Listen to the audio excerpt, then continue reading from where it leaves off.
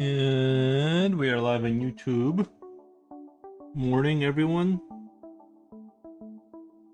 I guess it's not morning, it's 12 p.m., but... What the...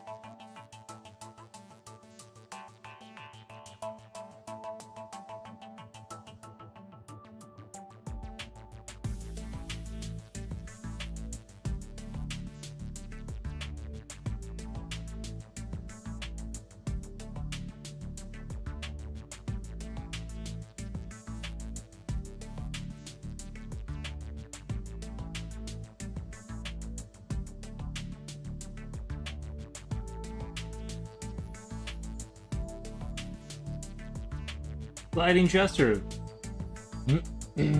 Geiger です。Geiger.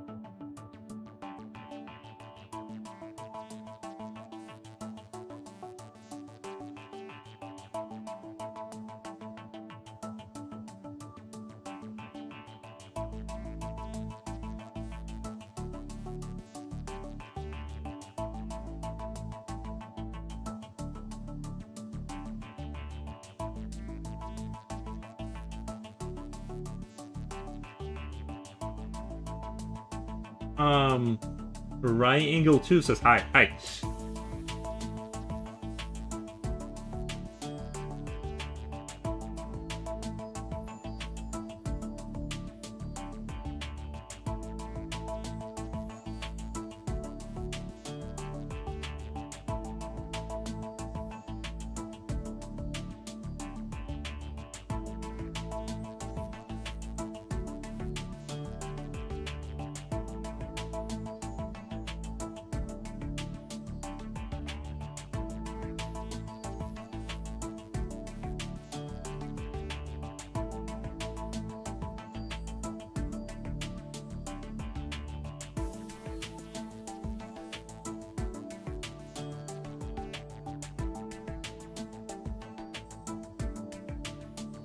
Looks sick as hell. Thank you, man. Nice. Thank you. Yeah. And just doing a little bit of a Geiger-esque kind of a sort of a dystopian machine. But I don't know. I don't have like the lore behind it, to be honest. I just I went with the flow on this one. I don't have like the story behind it all.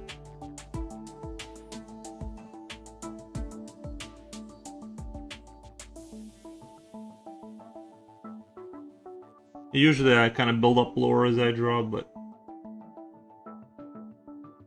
I'm kind of letting this be a little bit more open for interpretation.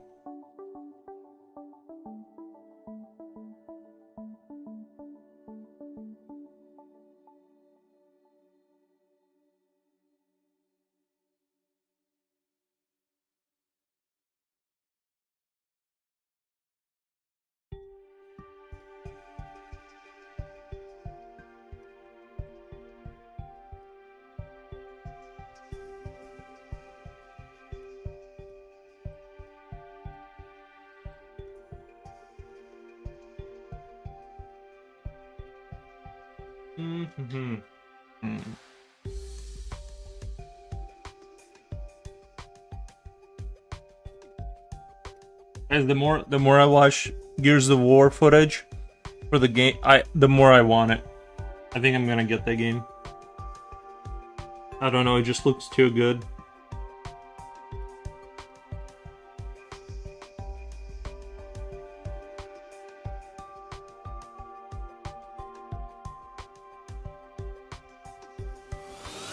What the? Subscribe with thank you, man. Appreciate the support.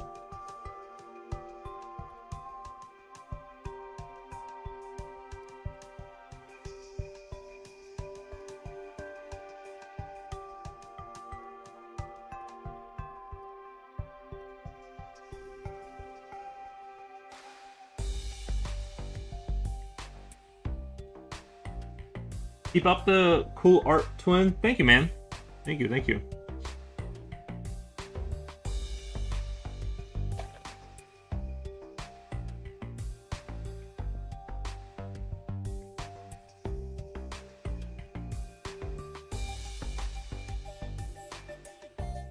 I've been on this piece for a while. Maybe this should be my like opus magnum. Like just keep coming back to it between other pieces and just keep like slowly working it down because I do like it. I just think it's I just always feel like anxiety whenever I spend too much time on one piece. I start to feel like a anxiousness. Like I need to like move on, or I've been you know like it's getting like stale maybe for people, but I don't know. Maybe I shouldn't think about that too much.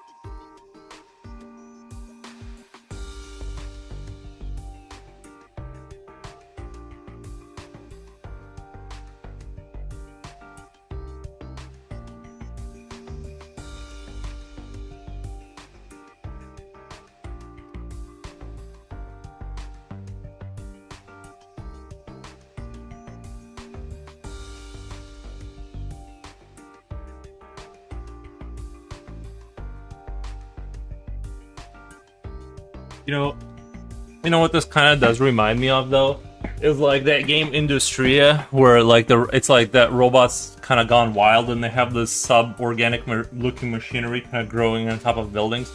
Y'all should check out that game for sure if you're into like the dystopian robots gone wild kind of thing, because that's a perfect like thing for that.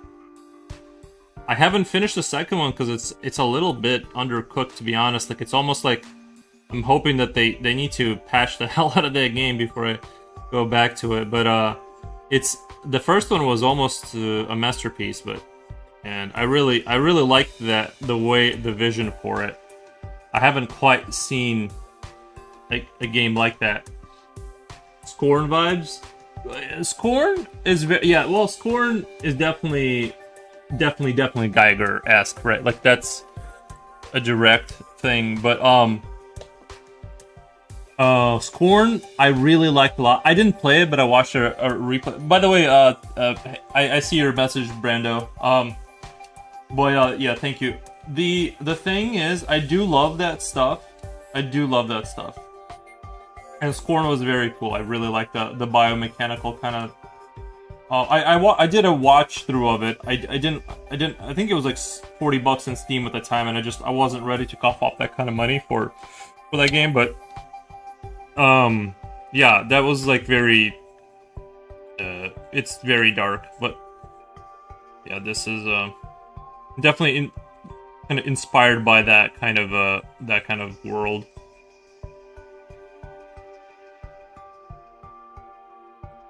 And I think it looks like more impressive. Like, the more you like render it out, like the more sort of like meaning it seems to like gain. You know what I mean? It's like certain things like look better when they're like fleshed out a lot, and then they seem to like almost feel like they mean more. I'm also like I've been almost thinking about pulling my Kawasaki out of the garage and retrofitting it to do a dash. At least during the summertime.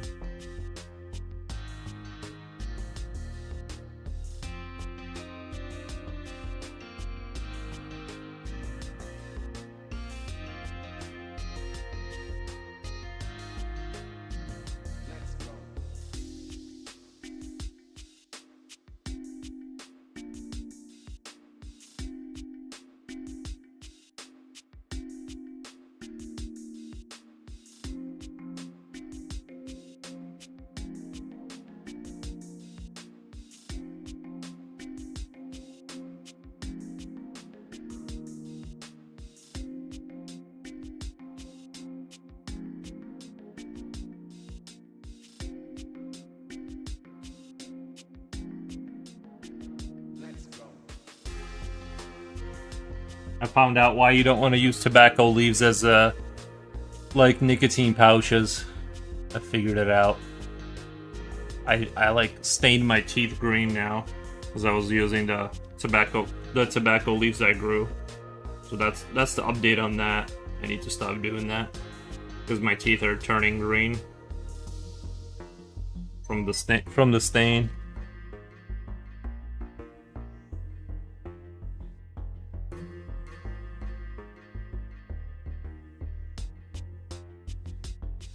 My phone definitely just made a noise, right? It definitely just said something was up. I stayed up till 4 a.m. last night. Like, not in a row because there wasn't enough business, but I was doing dashing. And, yeah, it hasn't been terribly busy lately. It hasn't been terribly busy.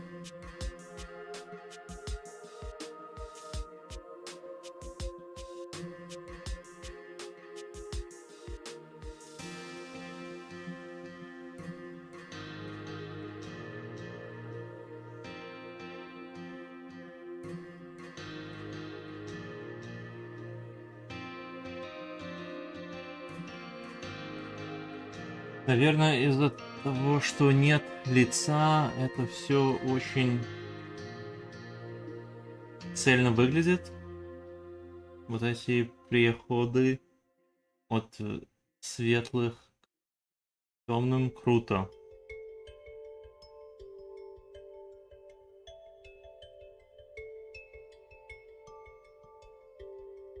Line. Nice.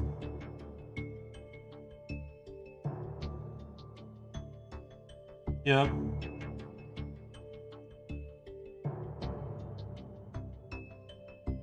А, линии, понял.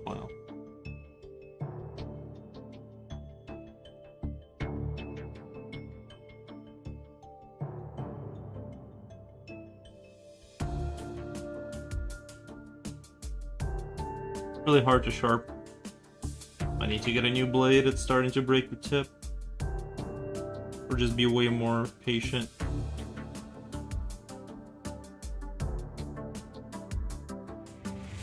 What the? Flotar! Flotar! Let me just sharpen my pencil and I'll be right with you.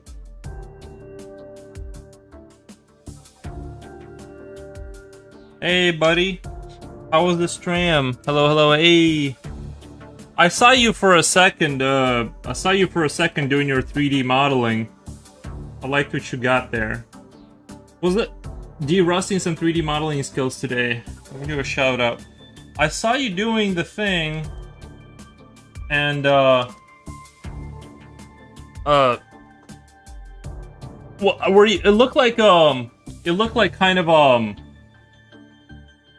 you were kind of doing a retro station computer, like a terminal kind of. Or am I wrong about that? It kind of, at first, that's kind of what it looked like at first glance. Is a sort of a terminal kind of thing, something like that. Yeah, I got a thing like that in my game. Not like mine is more of a wall panel. It doesn't stick out as much. It's more of a wall panel kind of CRT wall panel kind of a terminal. It's like a terminal-looking computer thing from Borderlands 4. Gotcha. Yeah, I haven't. Have you played the new one? Oh, ads. All right. What's your main 3D apps? What's your main 3D? Honestly, if you're asking me, wait now. If you're asking me, I don't really. I just used Blender a few times back. Nice. Yeah, I need to. I really like Borderlands 4. I just haven't. I haven't come back to this last one that came out. It kind of came out of nowhere.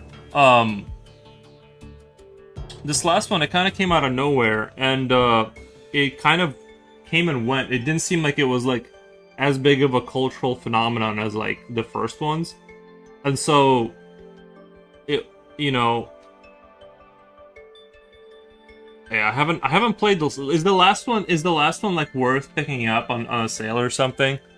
Because I like Borderlands. I haven't touched this last one because like when it first came out, people were saying you need like a super PC to run it, and it had like a bunch of issues, and I was like, what the? I just want to play a game. I guess like it had like a lot of performance issues. Slipknot, what's up, buddy? Says hello. Props on pest, Yury. Yeah, we're going to I'm gonna do some more pest stuff. We're definitely gonna circle back within the next 2 months. I'm gonna be working a lot. Like after these next 3 months, I'm gonna be putting a lot more time into the game, and I think we're in. I think I'm still very excited. Like I said, it's just gonna be like this ongoing project for the rest of my life. I like it. That's the plan. They got feedback like too much humor for BL3, BL4 takes itself super seriously.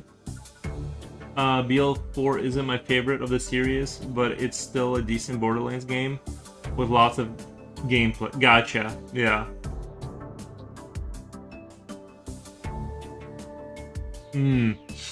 Yeah, I always enjoyed that franchise. I just haven't touched this last one. Future, what's up, buddy? I'm thinking about picking up the last Gears game. The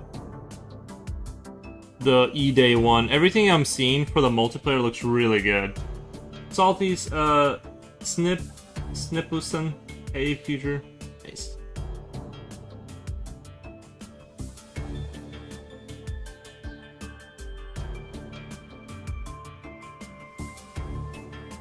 It's looking darn good. Yeah, and as we go, I think I'm gonna rebuild the main crawler unit.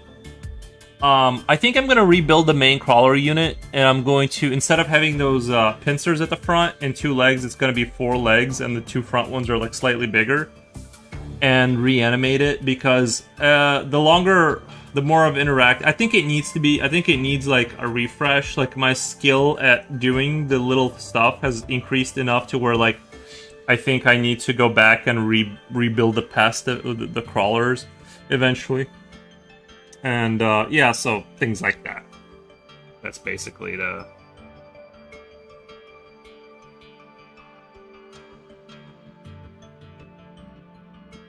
gist of that. But I just, like I said, I'm not super worried about any kind of release date or anytime soon, or, you know. I'm exploring, I'm learning, and, like, slowly moving forward. It's just a fun thing to do, and if I stick to the same project, it'll eventually have some meat on the bones and be, like, I think, interesting, right? It's the same thing as, like, the people who made that Gnome game, like Gnome Fortress. Like, I'm like, what if I just make this? Is it possible to save these early versions? Yeah, I could make a copy of the current state of the game, and then it'll just be what it is, I think. Yeah.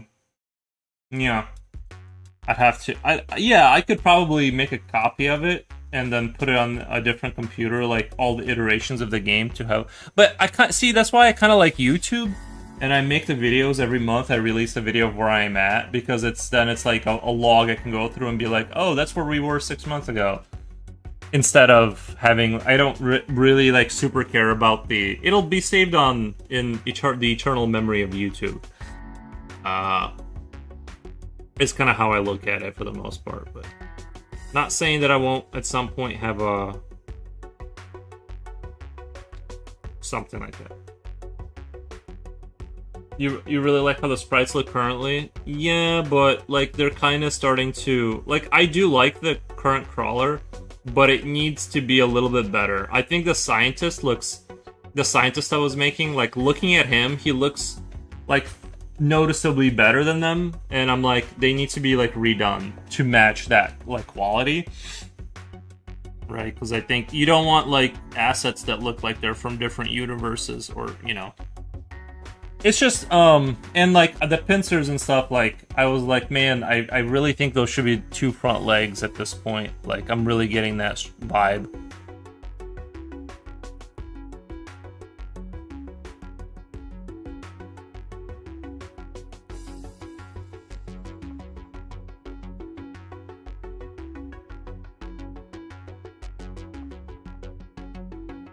You can always keep, tweaking the characters? Yeah.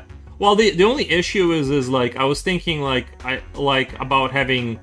The way I'm doing everything frame by frame kind of creates the issue of, like, if I want to change anything, I have to, like, change all the frames for all this. Like, if I wanted to make, like, a scientist that was, like, a slightly different color or something, it's like, the issue is I have to redo all the frames.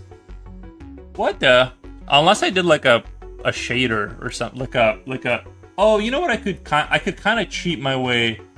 Like, if I wanted to change the skin tone on the scientist to have, like, to spawn in various scientists, like, I could do just something stuck to the grid of the face and hands and change the color just slightly, and then have them spawn, like, have a chance of spawning a different sort of a scientist. You know what I'm saying, like, that kind of thing. Now that I'm thinking about it, there's probably a solution to, like, because I definitely don't want to, like, do another scientist just because I want, like, a slightly different scientist, right? It's amazing to see your progress over time, and using pencils, your work skill mind is wonder and inspiration. Oh my god. Straight angle. Is that like straight angel? Well, I do appreciate your kind words. I do appreciate your kind words. Although I've seen artists where I'm just like, man, they make me feel like I'm a hack. Like, you know what I mean? I'm like, damn. But I do appreciate. I just enjoy drawing. I'm a enjoyer of such things.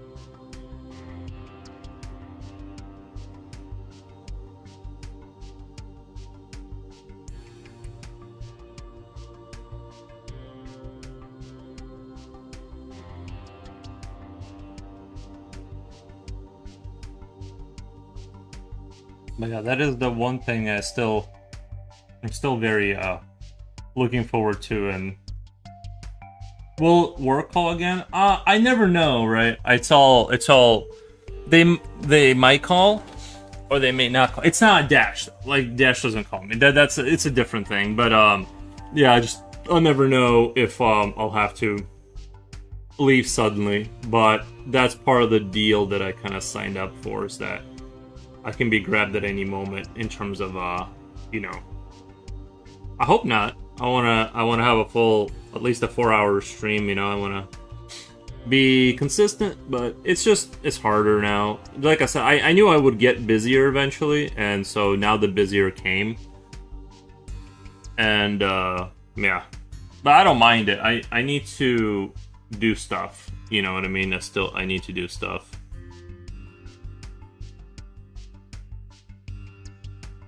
So it's all gravy. You know, it's all good.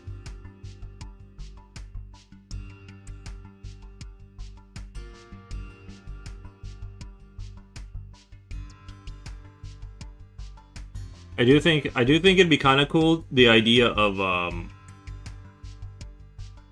retrofitting my sports bike to do delivery, because that thing is like really cheap to like let's say operate, not operate, but yeah, well, operate, like, you know, you don't have to the gas ain't that much on those things.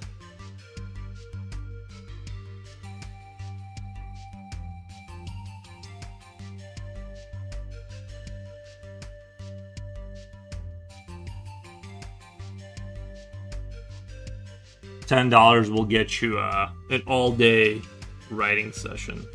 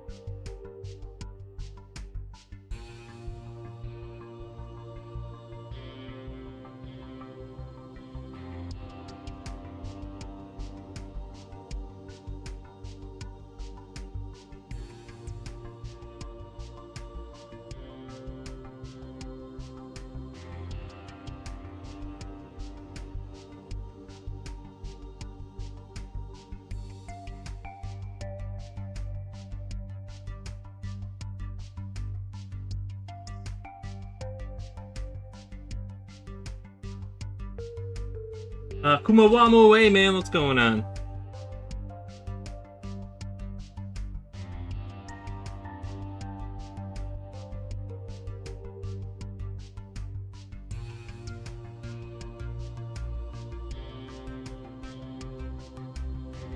I do kind of want August to end so we can Coolio, welcome man. I want this month to end to see if the weather, I want the weather to like cool down a little bit. Like, I'm ready for a little bit of a cool down.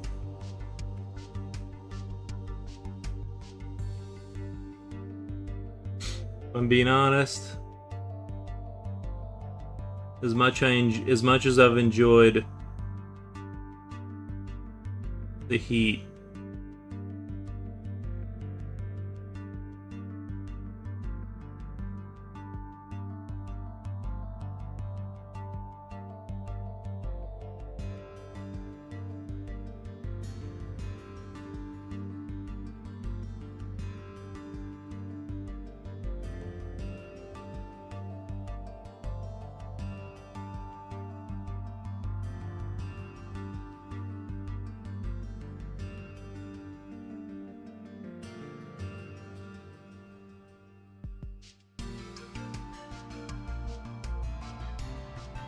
Jen, hello guys. Lurk mode today. Alright, have a good lurk.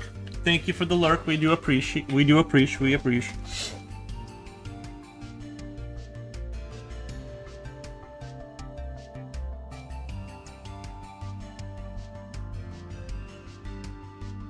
know, like I was telling you guys, I was doing the dashing stuff to it's really nice driving around 2 in the morning, kind of like when you're in town and everything, like because it's so quiet and the air is like different and there's no cars and you're just kind of cruising around. And every single order I had was McDonald's, like every single one. I'm surprised there because it was like heading into Friday. I'm surprised there wasn't more like calls for alcohol. That's what I was expecting. Is like, I guess Friday is like when people kind of maybe start drinking, right? But I was expecting a lot more like alcohol calls, but it was all McDonald's. It was all McDonald's.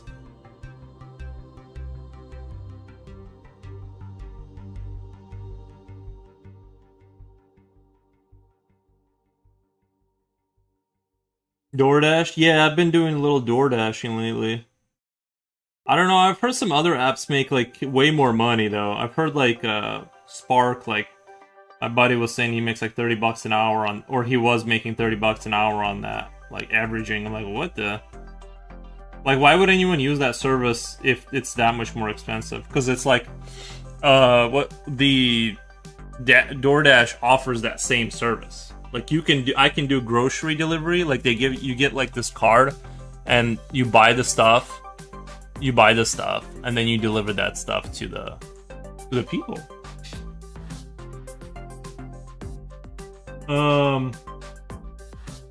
This looks beautiful, by the way. Nice. McDonald's is amazing though. Yeah, it is amazing. I didn't know this, but they closed the lobby at 12, by the way. I didn't know they, like, around 12 p.m. they closed the lobby. And I was trying to get inside, and I'm like, what the? How am I supposed to get my, like, order? Apparently the drive-thru. After 12.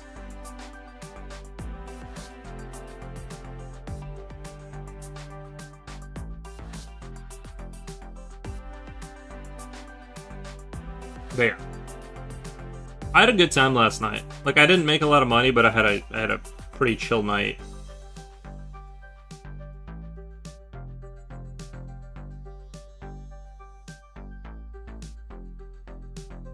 I think I made about like $26, but I was only out for like an hour and a half, or not an hour. Sorry, like 2 hours. So it usually like averages out to like $13 an hour or something like that. Honestly, like the money is not that great, but I think the money would be a lot better per hour if I lived in a bigger area, like a bigger city or something, where you just were consistently going from order to order. Even the $4 to $5 orders are okay because you're getting there like super fast. And if you were doing one after the other and not waiting forever, it would be like $25 to $18 an hour. But there just aren't any orders usually. You know, it's like not that busy, so you usually make around, you know, I think $15 an hour would be like a good night, just because like there isn't.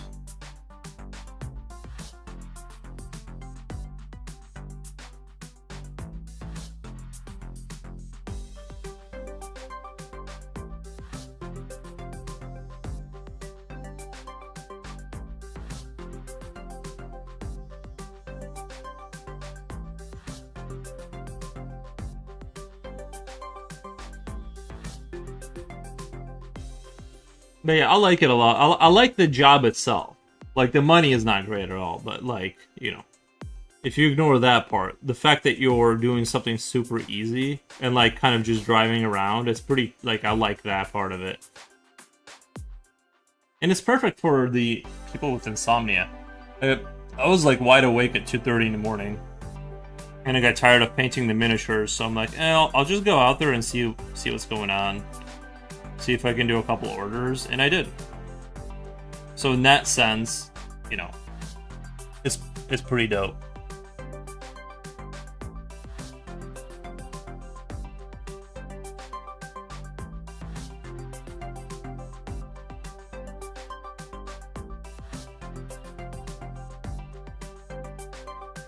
Although I will say, for some reason, like the McDonald's workers, they really hate you. I don't know why, but they really do not like Door Dashers. It seems like whenever I'm in the lobby and they just like, they definitely like look. I think it's probably because like they hate the fact that you get to leave constantly. Like you're in and out, having fun listening to your own music in your car or whatever, and they have to be in like this dread.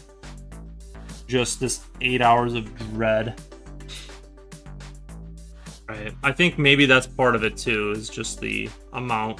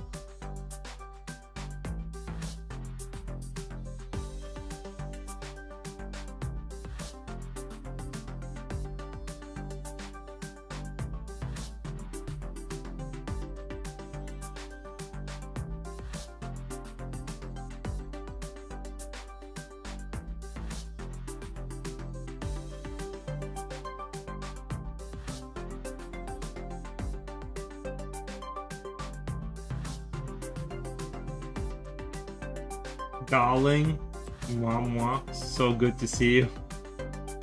You know the De Niro movie Taxi? You should make a taxi-style documentary about DoorDash. It's a good way to fight insomnia, tire yourself out. Yeah, because it's like usually you would do nothing, right? Usually, like if you can't go to sleep, you do nothing. But here and it's not like you're signing up for like 4 hours where you might hit that slope when you start to fall asleep again. You're just doing like an hour and a half sometimes. So it's perfect for the insomnia people because you just go do that, make $20 or $25 or whatever, and then you go back home and see if you want to sleep. It's literally perfect for insomnia. Instead of just sitting there in your hot ass house, like just hoping, like, you know. Yeah, document. Maybe I'll open a different YouTube channel and just start doing a DoorDash vlog. Like just kind of ramble about, you know what I mean? Just do a ramble vlog, like do a video a night. Do you guys think that that's a good idea? Like kind of like the loser confessional videos, but like more positive. Monetizing your insomnia. Modern problems require modern solutions. True. That is so true. Yeah, I've always struggled with it. I hope I can like sustain what I'm doing now because one of the reasons I don't want to go to a real job is because of that. Like doing a 12-hour shift after not sleeping all night is quite the not fun experience, right? And with this lifestyle, this more feral lifestyle, I can kind of live in a way that's more suitable, but you know.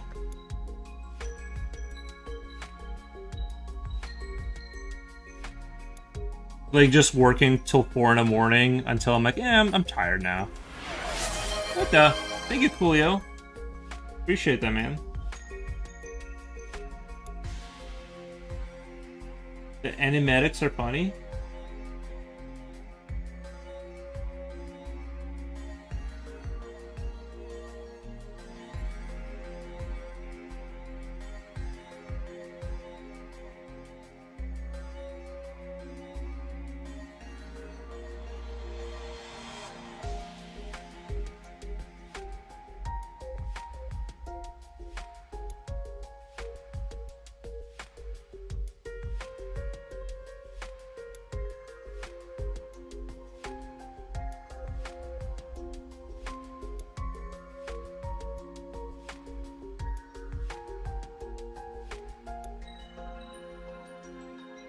My job is 12-hour shift. Sometimes I won't sleep the night before. Bad if it was an office day. I had to drive an hour on a freeway there and back. Luckily, I work from home most days now. Yeah, that is the nice thing about these like new flexible jobs. Even though you really, I don't think I could like do it enough to like pay the bill, like all the bills or anything, unless like I just got rid of every like insurance and like every, and then just like went super frugal. Like I don't think I'd be able to like just make enough money. Although I have heard of people making like $800 a week. And I don't know if they're like out there all day. But regardless, the point being is that it's very cool how it works now. Work from home should be codified in law of human rights. I think if you work in an office 5 days out of the week, at least 3 of those should be for work from home.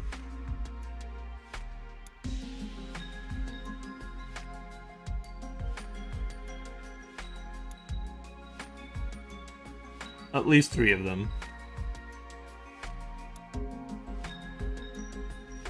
And then people who don't get to work from home, like people who actually like physically have to show up, like construction or anything where you have to show up physically, hero. Give them a medal.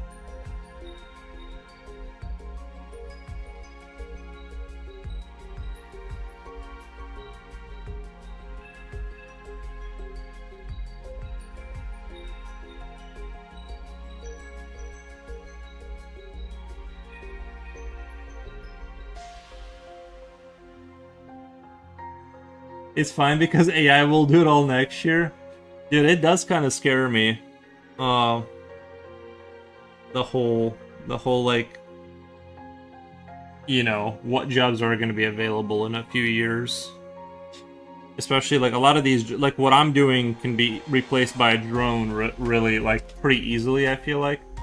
Once they get, it's more of a legal issue, I think, more so than like logistics. I think delivering via drones, it would be faster and safer. Like, that's the thing is like, like DoorDash is probably like, they probably got another 18 months or so before they get replaced by some company that'll just do drones. They just gotta work out the legal side of it probably.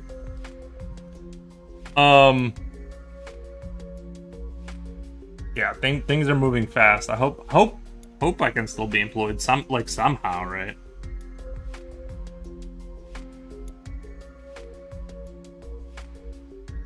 I'll just have to switch my I'll have to shut down this channel. I'll have to open a like one of those anime like I'll have like a cute anime girl in the corner with like pink hair and she'll be like a cat. And I'll do like a voiceover so you guys don't hear my voice, and then like I'll just draw like more like anime stuff, and then my channel will blow up, and that's how I'll be employed. I'll have to go that route. That's it's taking too long. This traditional thing is taking too long. I'll have to do that. You just remind me that in any Mannix there's a segment of called Good Feathers. It's a parody of Martin Scorsese's Goodfellas, but with pigeons as gangsters. The voice acting is so good, I literally thought Ray Liotta voiced one of the pigeons. Amawama says, my job will be gone is basically answering phone for social services. The AI verbal chatbot are getting better and better. I have noticed that too. Like when I needed help with my order because it was a duplicate or something, like someone picked up my order that I had, and I had to call and cancel that order for me. And it was AI. So it was a voice chatbot thing. So you're probably not wrong.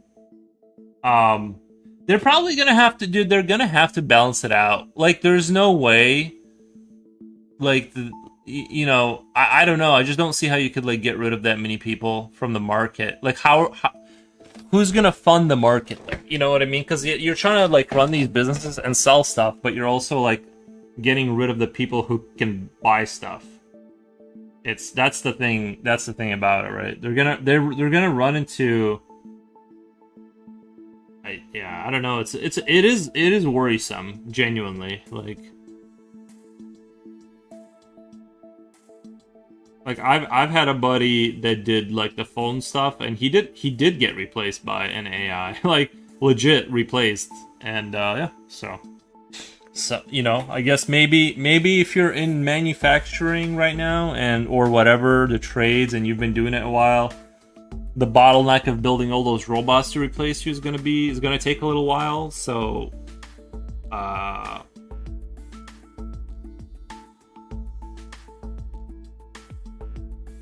we'll see.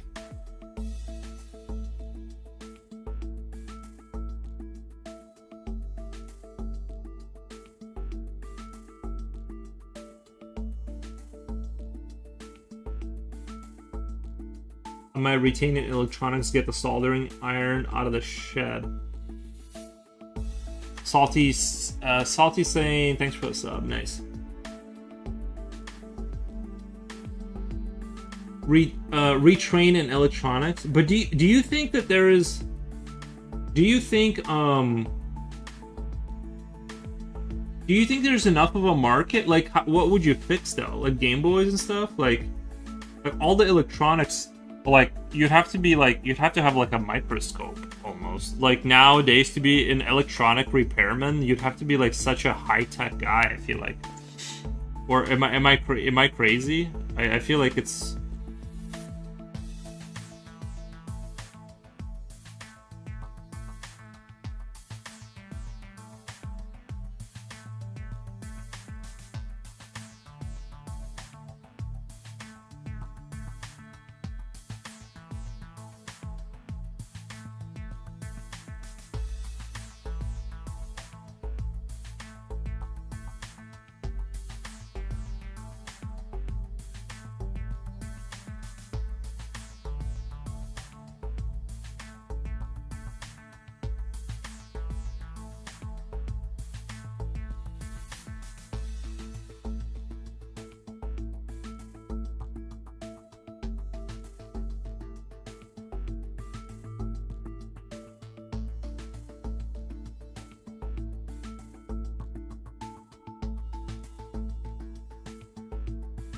Delicate electrical assembly is still something robots can't do very well. Oh, I gotcha. Yeah.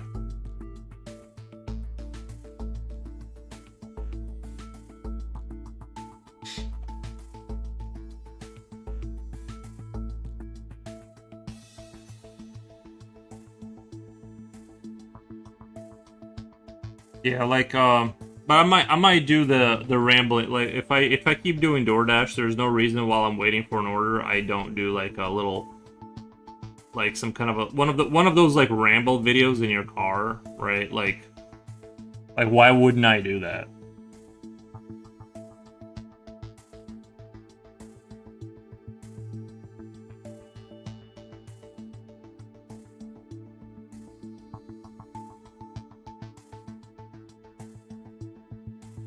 Maybe I'll do some art and cash those welfare checks in like a true champion.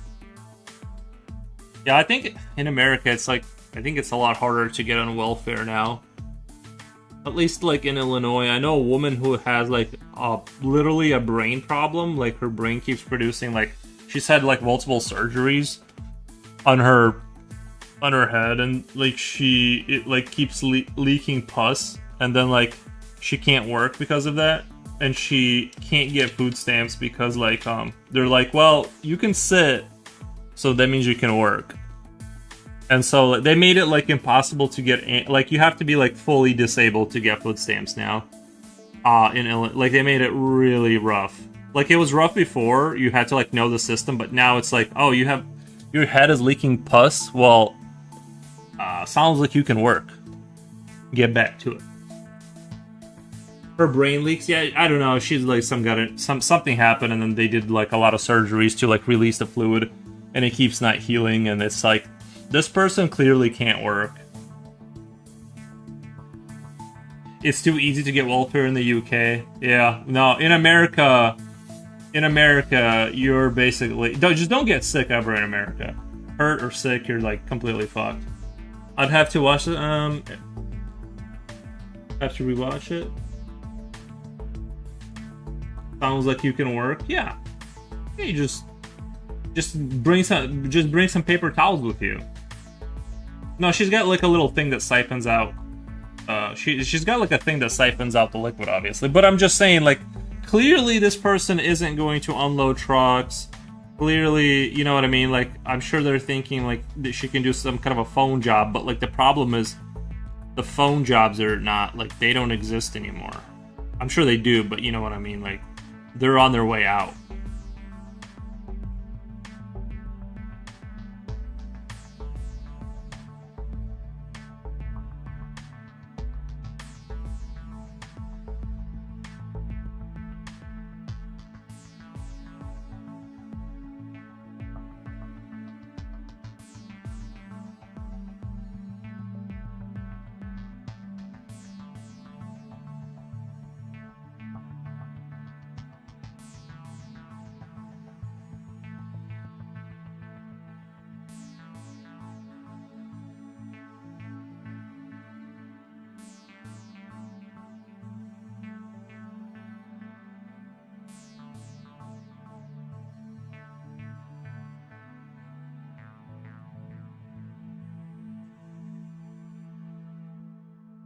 In the UK, I mean, people can just say they have a bit of a depression. Who doesn't have a bit of, you know what I mean? Who like doesn't have that? You should have a little. You should have a light depression by the time you're in your 30s, right?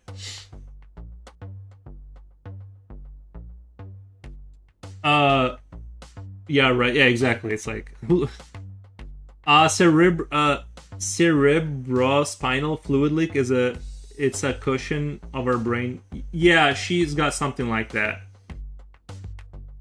Yeah.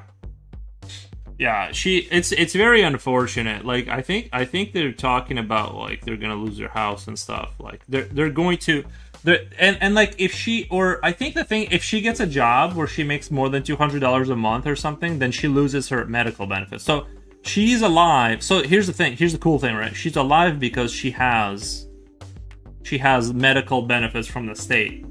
If she goes to work, which she has to, eventually, like when they run out of money, if she makes more than like $200 a month, she loses those benefits, and her brain will fill up with fluid and she'll die. And because they'll stop treating her or whatever, you know what I mean. So that's the fun part is like you just can't ever get sick here.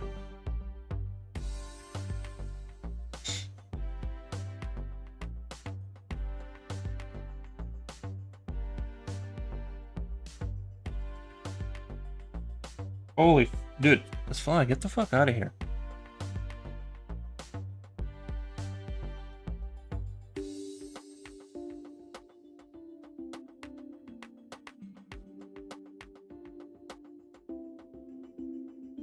YouTube has backrooms now. I didn't know that. Yeah, yeah. You can you send a link to the thing?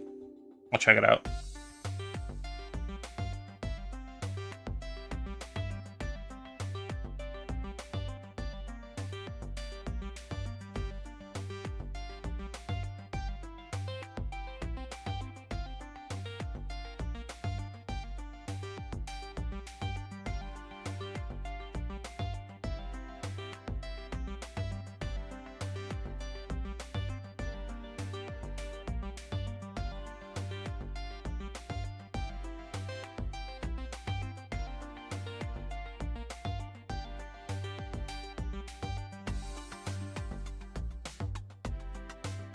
Take a screenshot. Nice.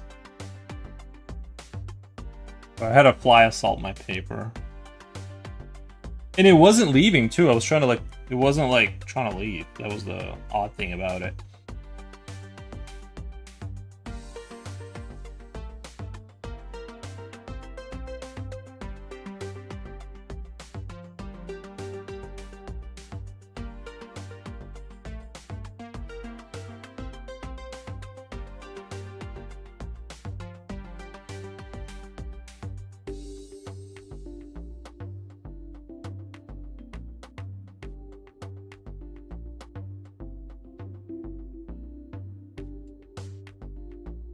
I'm also gonna try Uber Eats too. I heard they pay better, but Who knows, right?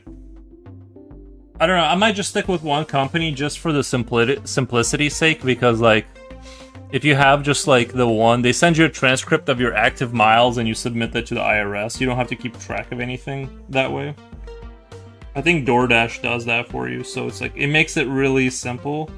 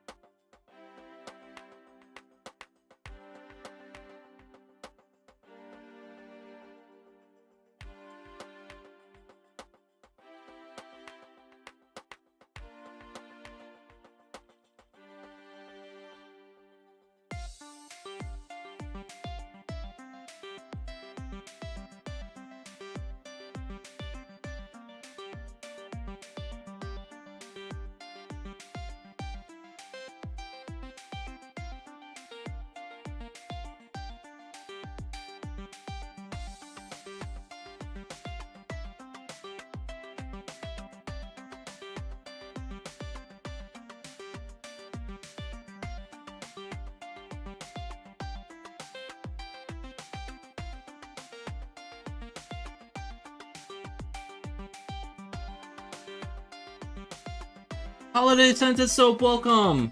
Thank you for stopping by.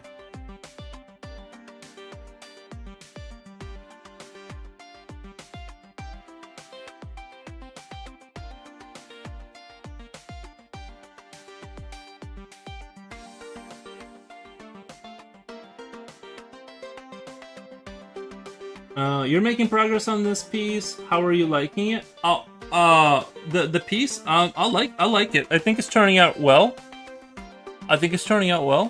Yeah. I really need to clean my airbrush though, and hit that up again. I've been forgetting about that.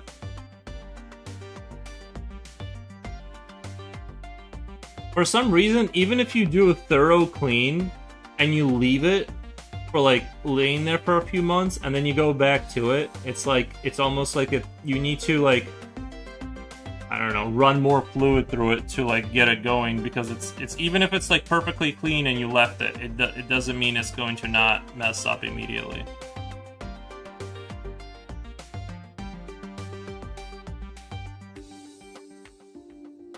Yeah, I'm taking my time with this one for sure. I mean, I haven't been streaming as much just because I've been super busy in the background here with stuff, but I'm still trying to be consistent in terms of like I'll show up, you know what I mean, at the same time. But if I get called out to go do something, I gotta go do it. So that's the game plan right now.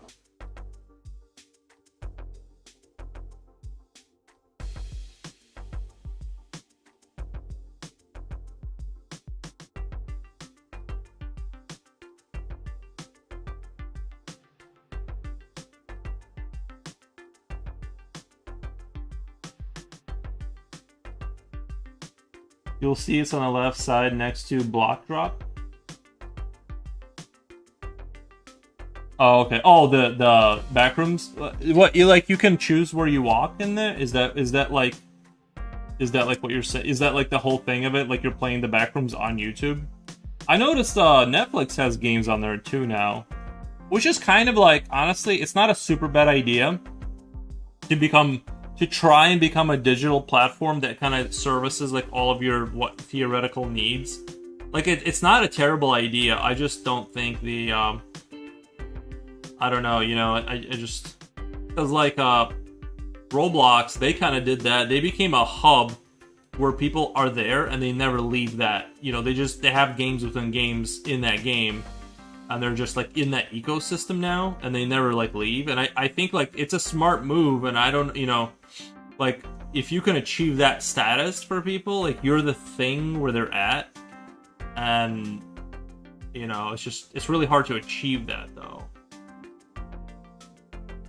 Well, it's like a variation of the backrooms called Backrooms the Playrooms. Oh, it's smart to separate it. Yeah, you can play it on YouTube. Yeah, it's smart to separate those things so you are not getting sued into oblivion. I think that's why, and I'm not saying this is why, but this is my why they brought in the kid that made the backroom, like that was associated with the backrooms originally. is to set the legal precedence to make sure that it's like this is our franchise. Because if they didn't bring him in and they made a Backrooms movie, then it would kind of be like anyone can make the Backrooms. It's like everyone's thing, right? But because they brought in the kid that's most associated with creating it, and I'm not saying they just brought him in for that. I mean, obviously he's a talented director. He made a great movie, but it was. I think it's important to have done that. Thank you for the follow. It was important to have done that because you then can say, this is not everyone's thing. We're the Backrooms. Back up. Anyway, one of my favorite games is Into the Breach. I have to pay for Netflix, play it on iPhone, which I find annoying. You have to pay for Netflix to play it on iPhone. Into the Breach. I don't think I've heard of that. Yeah, I've never heard of that one. Into the Breach. It sounds like I may have heard of it, but it doesn't ring a bell as to like what kind of game it is.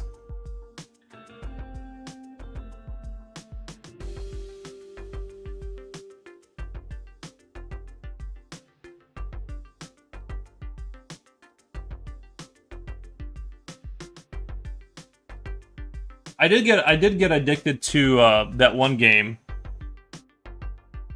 I got addicted to Fallout. The little Fallout kind of like city manager, vault manager. I enjoyed that one a little. You know, it was kind of a good it was a good game to play like when you were going to the bathroom or something in the morning.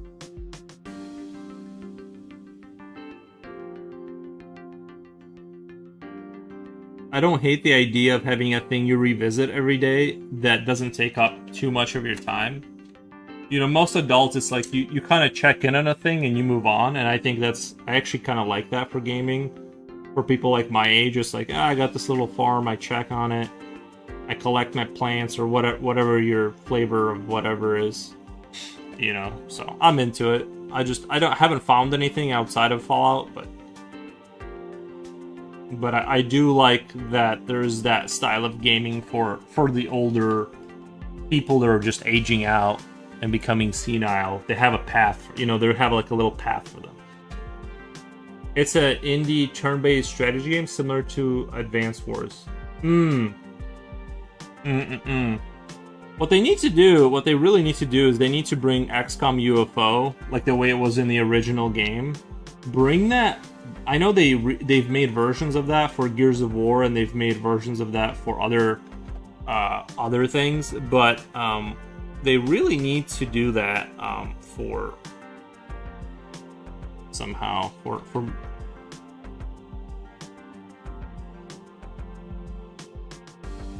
There's a crazy smiley face following my character. Oh, you're running away from an entity? Nice.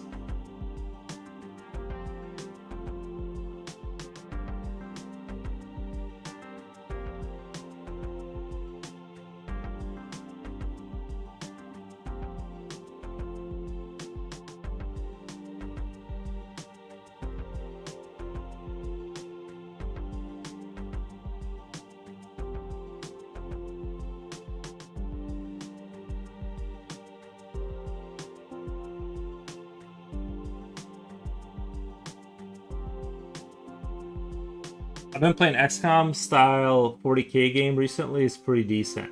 XCOM style 40k game. Is that a newer one? I feel like I know what you're talking about. Like I feel like I've seen it on Steam at least. Is it that Rogue Trader? Is it that Rogue Trader one? I feel like that one was pretty popular in the Warhammer community.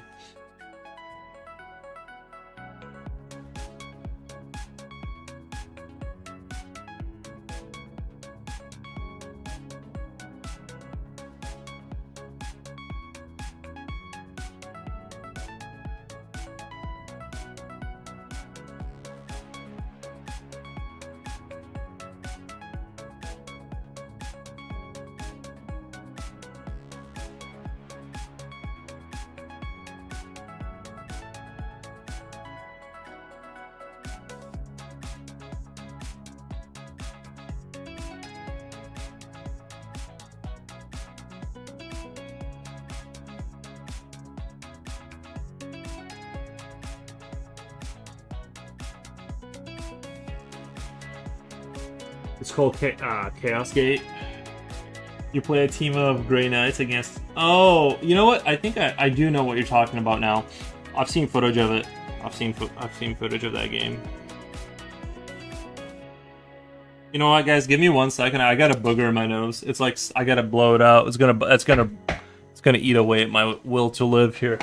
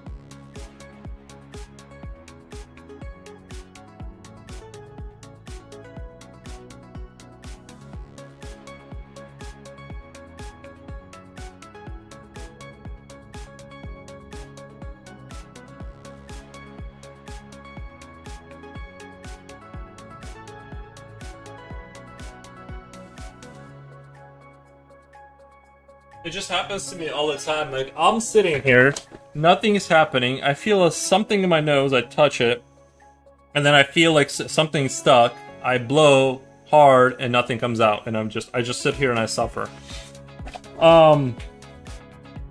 Gameplay is a bit simplified compared to XCOM, which I didn't mind because I have a relaxed brain.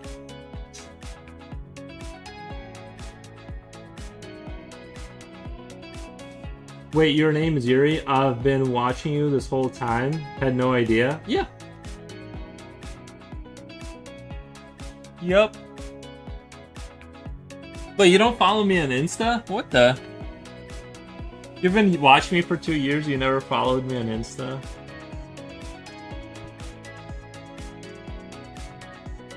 That's how you would have found out. That's where my real name is. Fake fan. Nice. To be fair, like, there's bands I like their songs or whatever, and I have no idea who, like, what the names of the singers are, or, like, anything like that. It's just a thing I have on my YouTube, right? It's like I have a thing in my YouTube and I go back to that song, but I have no recollection of who made it or why.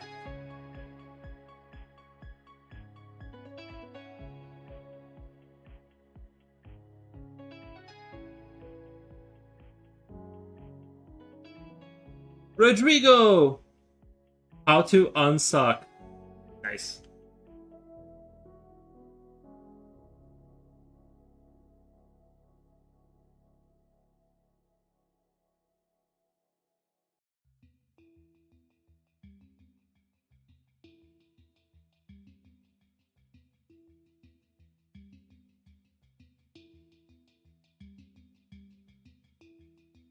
Going through your Insta now? Nice.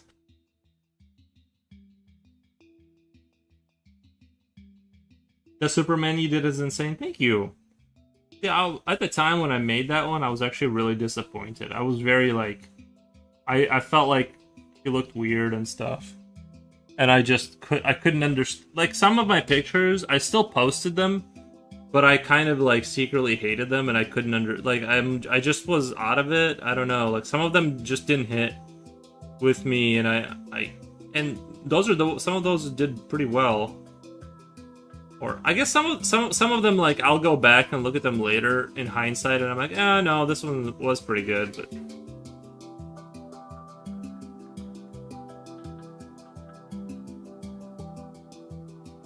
It's weird to see you doing regular human anatomy.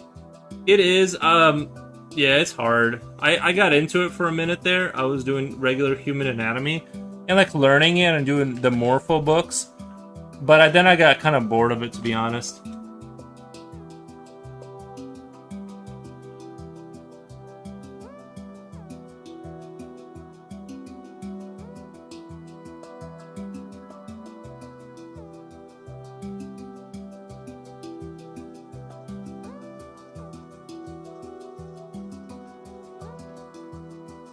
But it's not because I got really good at it. Like, it's not like I conquered it or anything like that. I just got bored of drawing humans like that. But it's like, it's not like I don't need a bunch of practice. I do. I just ran out of steam for that, you know. And I wanted to go back to drawing creatures and this kind of stuff and talking about whatever. I love the Morpho books. Yeah, they're really good. Somebody was saying that somebody not famous, but like some bigger artist was like talking crap about it. I thought maybe it's because of my smooth brain, but I thought it was like really good, the Morpho books. It could just be my little brain just can't process like things that are more. I don't know. I thought it was good, and I really like how it iteratively, especially the one with the bodies. I'll probably go back to it after this picture for a little bit to like retouch on some subjects, but I thought it was really good. I like how it was iteratively like building up the torso complexity, and I'm like, I remember now. I always forget, but now I remember, because it like I was drawing everything over and over again, and then it would move like one step up, and it would like lock in. I'm like, this is good. This is good. Normally, I can practice all day. I just don't remember anything. But I guess like if you take it slow enough.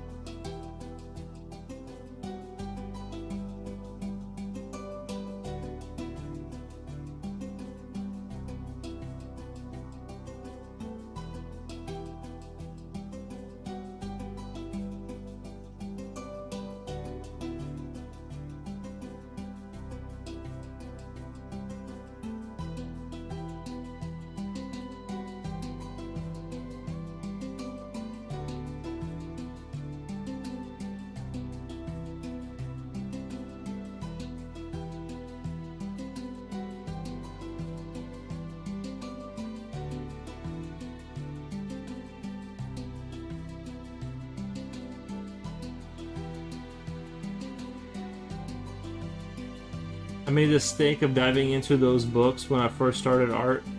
Though I had no idea what I was reading.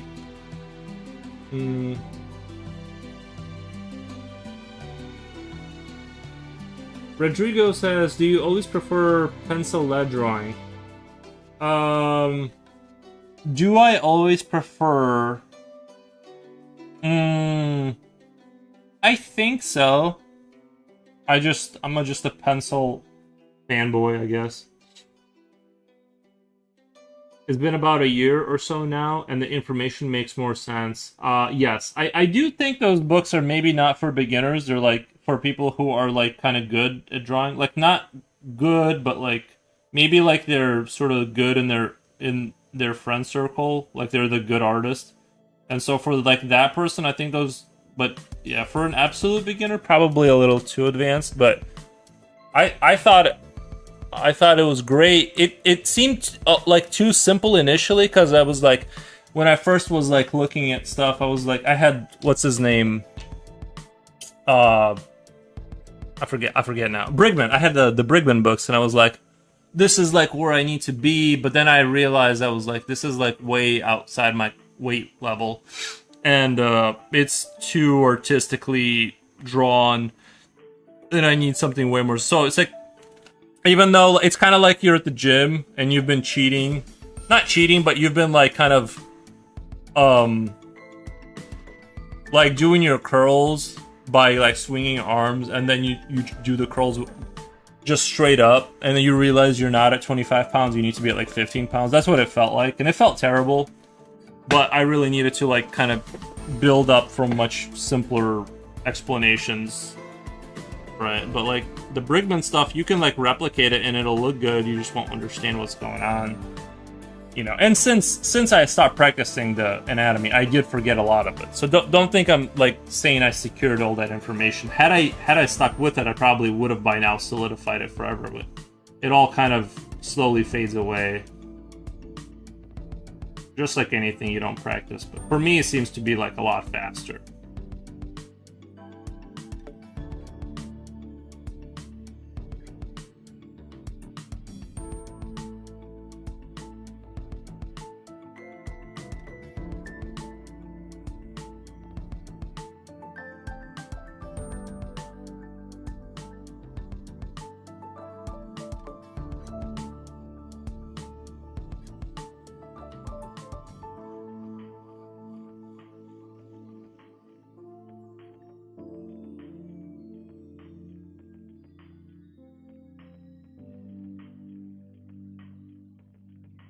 But it does seem like when you come back to something, your understanding gets solidified a lot better. You know what I mean? Like your comprehension of it, like the depth that you understand it with, increases every time. It seems like, you know, I found that to be true for code. Like even the parts I've like forgotten, like I was like, yeah, like the parameter stuff. Like I went back to it and I couldn't do it really by myself, and then I started re-exploring that, and it seems like there's like a little bit more of a little bit better of a hook there every time, you know, so it's good. It's good stuff.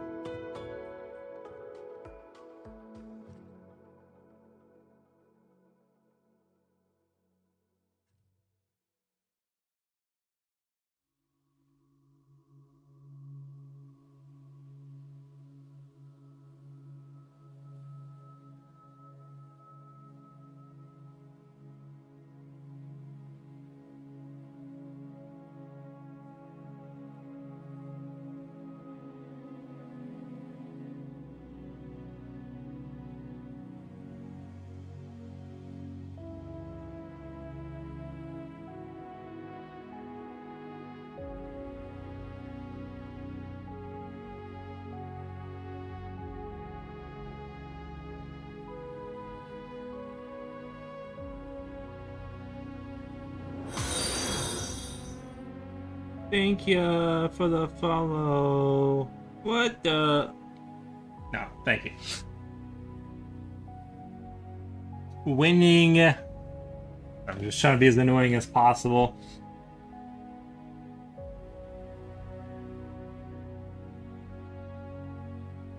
I just realized I haven't talked in a while.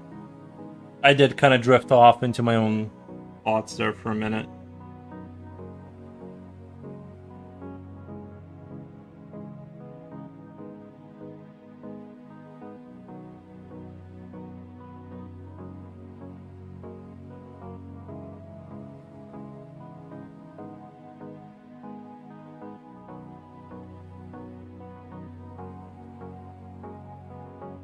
Well, by using all the female catchphrases? By using all the female catchphrases? I just listening in your Morphable convo earlier, busy as hell. Gotcha. Yeah, gotcha. Is winning a female, is that a female catchphrase? I feel like, didn't that one guy say that? What's his name? He was in the Platoon or whatever, that movie. I forget, Charlie Sheen. He was the guy who started that whole winning. I just like to say it because it's so annoying. Like, it's so annoying to say or hear. So I just say it.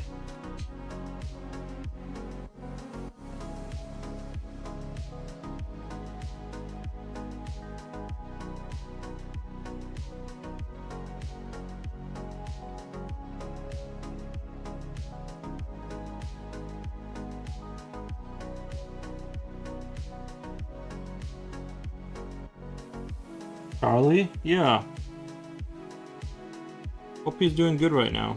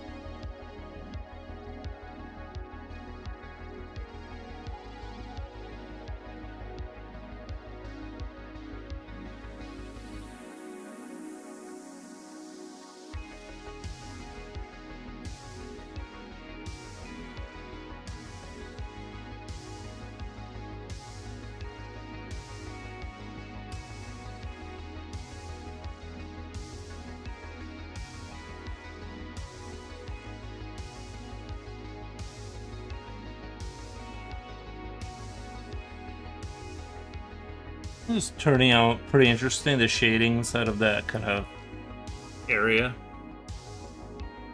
Am I right or am I right? I wonder if I should stop blending. You guys think I should stop blending, just like let it all hang out? Because it's like I think the one dude, Art Sketch or whatever the channel, I forget the channel name, but that I don't think that guy blends at all. I think he believes in like you should just like shade, and the texture is just something you gotta like deal with, right? I don't know. I don't know.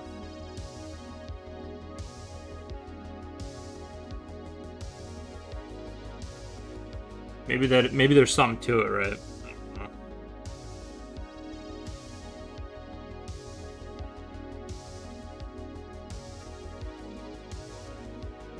I think there is something to it.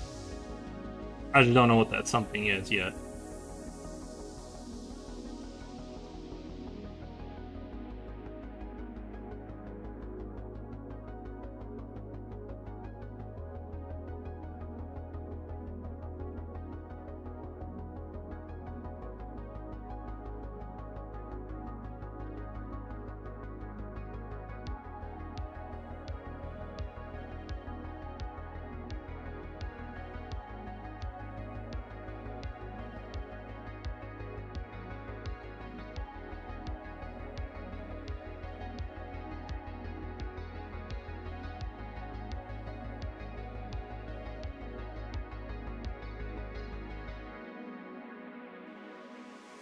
Looks good on camera. You don't have to blend anymore from here.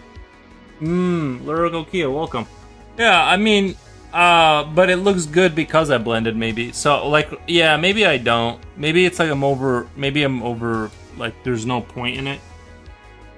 Yeah, you're probably right. And it's like, that's maybe part of the reason, like, it loses its sketchiness, right? The sketchy kind of vibes. If you refine things too much, you end up kind of looking like a high-res digital kind of painting or something. Not that there's anything wrong with that.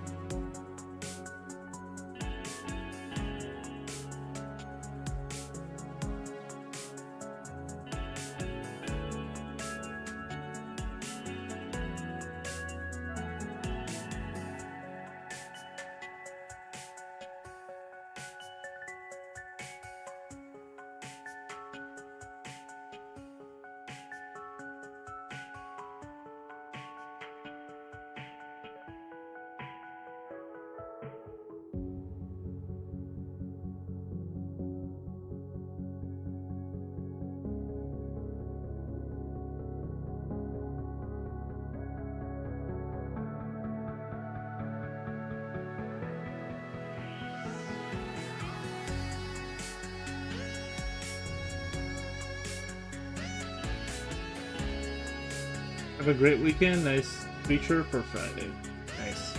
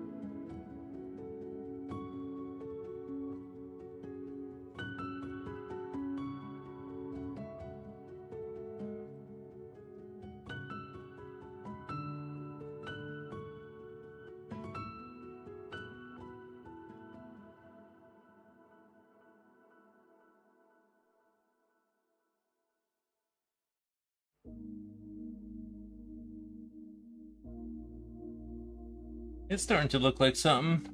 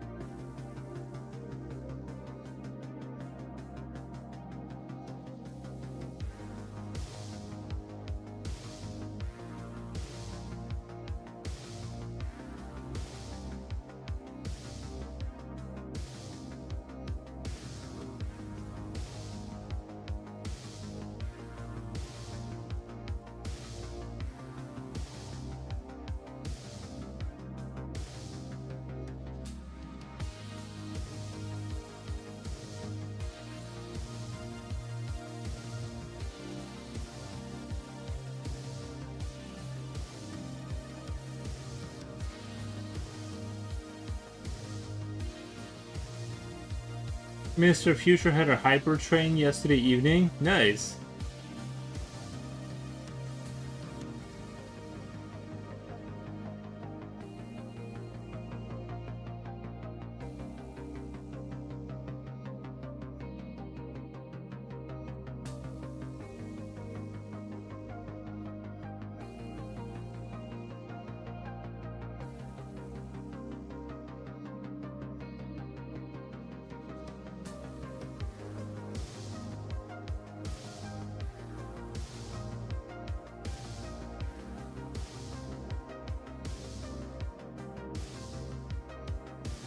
Sounds like you guys had fun over there.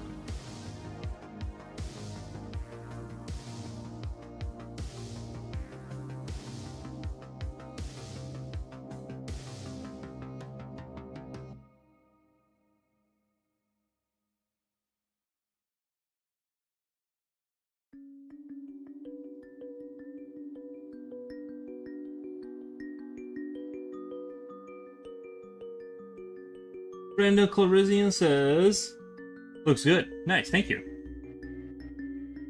Yeah, I think maybe I should try avoiding the blending and see how, you know what I mean? The kind of think it looks, the not blended kind of looks interesting.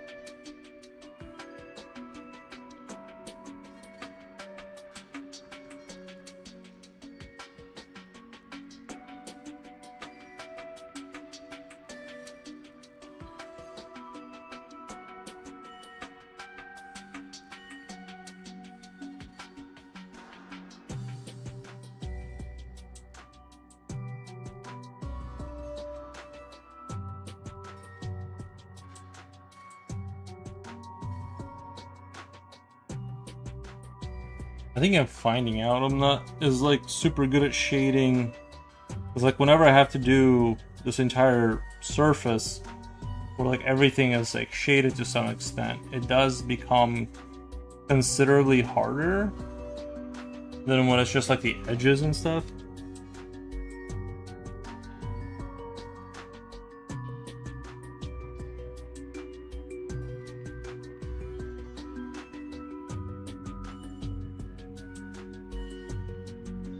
I'd say it's definitely a challenge to go.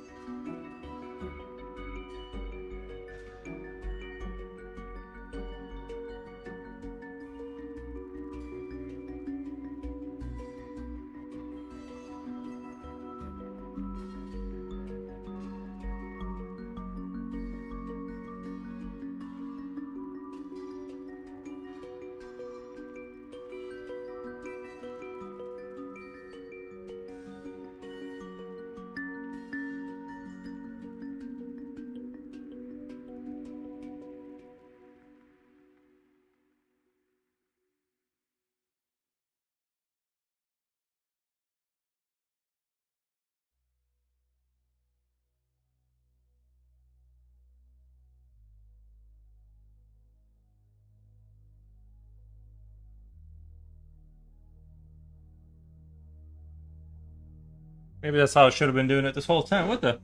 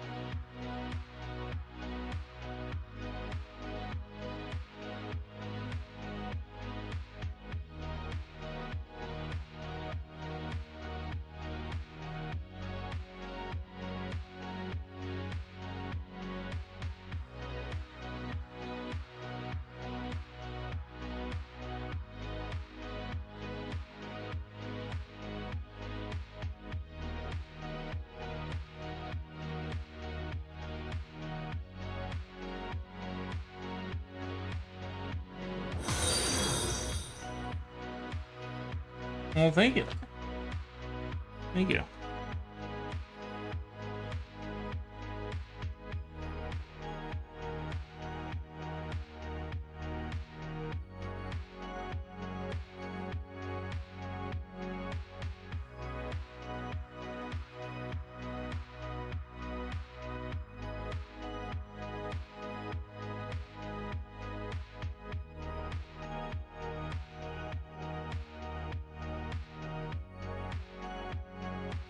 You love the attention to detail? Benny Boo B Art, thank you. Yeah, I think this one is rather detailed. There's a lot of detail here. I think I should have. I think I need to start doing this whole non-blending thing. I don't know. Maybe there's something to it. Although, like this part that's pitch black, I feel like looks better if you blend it, because then it like resurfaces, retouches the surface, and then you can like get deeper darks in there if you're into that.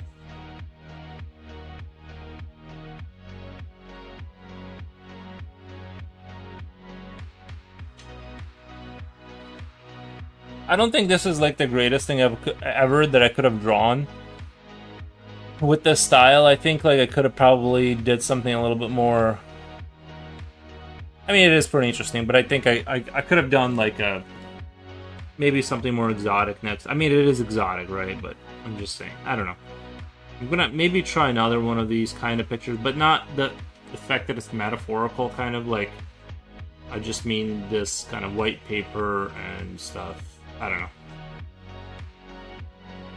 I feel like something I would make in math class on side of paper, hyper-focused doodling. You must have had a lot of time in math class, because they took me a while to get to this point. It's like, what the?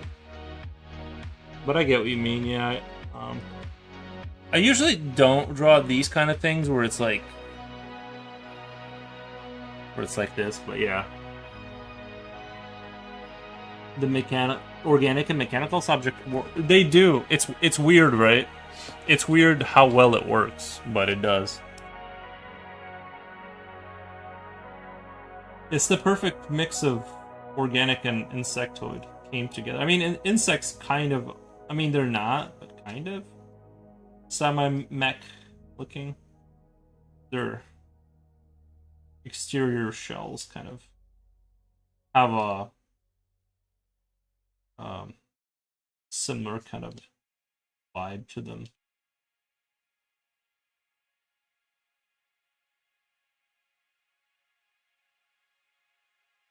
It really is horrifying, though, that insects exist, like, and that they're treated like it's completely normal to have insects around. Like the fact that they were so weird,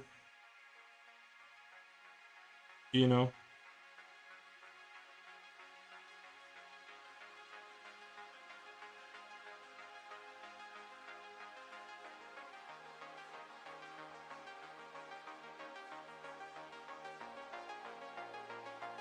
Terrifying up close, but they sure are fascinating. Yeah, it's crazy.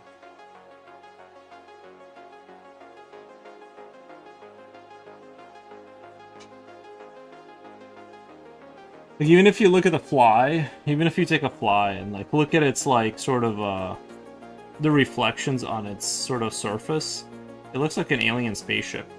And also, if you look at the sort of the amount of color it has on the, you know, there's like the flies that have like a golden reflection kind of thing going on. Like the texturing is like smooth, like it's like plastic, but it's got you know, it's actually like you find some of these flies that have like the reflection of like kind of like when you spill gasoline on the ground into a puddle and you see like all of the colors. It kind of has in its reflections kind of that similar vibe, and it's kind of fascinating to me that nobody's like looking into that. Like nobody's like I'm sure there's some guy, but I'm saying, what's up with that? Why are they so colorful? But they're like black, but like the reflections are not like black. It's like black plastic skin kind of looking, but it's the colors are quite exotic, and but you don't really like notice it, right? Until like you gotta like really look.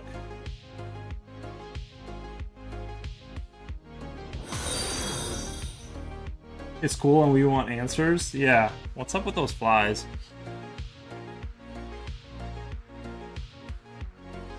I do think there needs to be some research done on that though, like for real.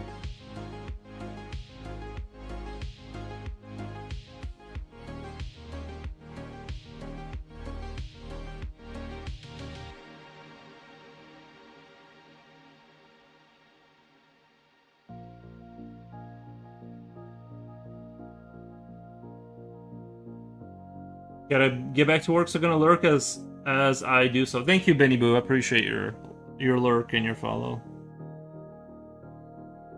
Work is important. Unfortunately. Fantastic work. Thank you.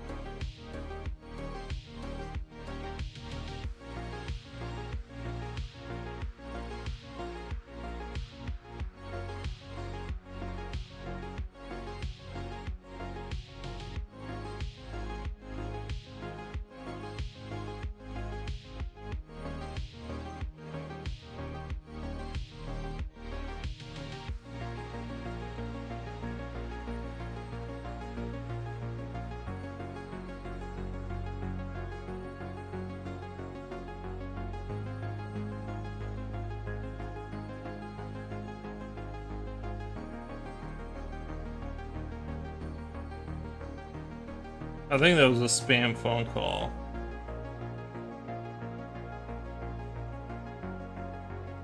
I think that was spam.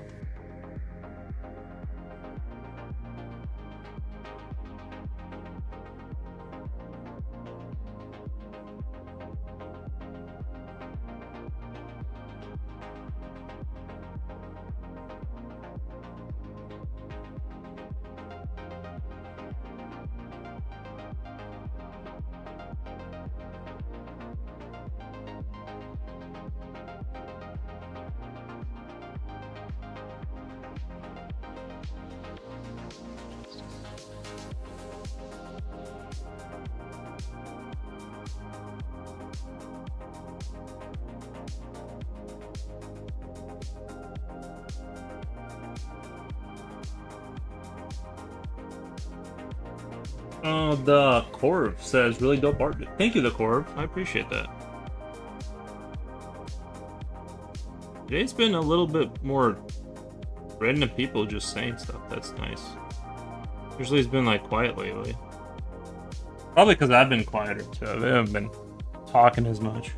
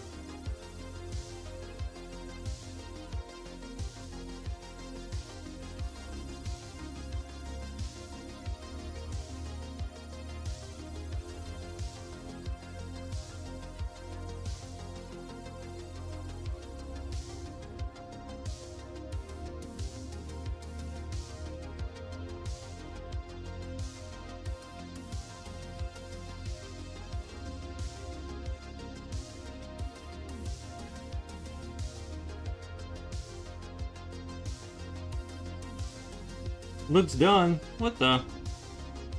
Still got all this. Still got all this other stuff I gotta do on here. Getting there.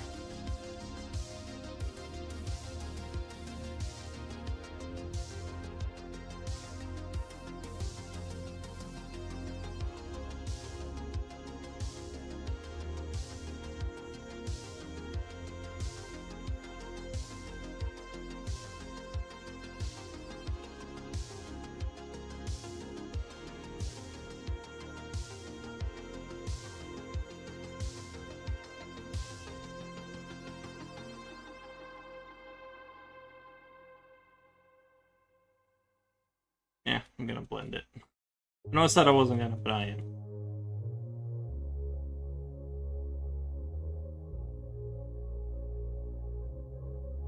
Mine changed.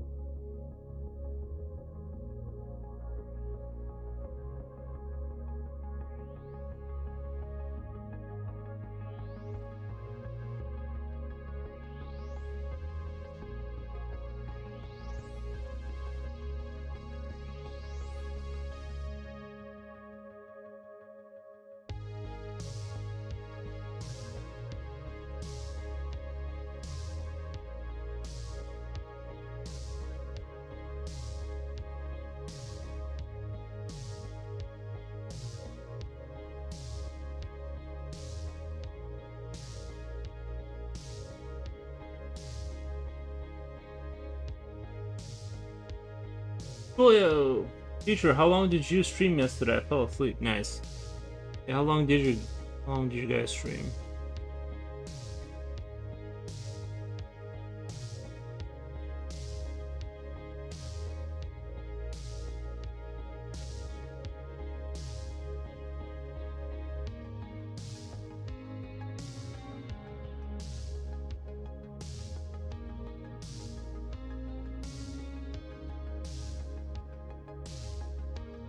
.30 Central Time. Wow. I stayed up pretty late too last night.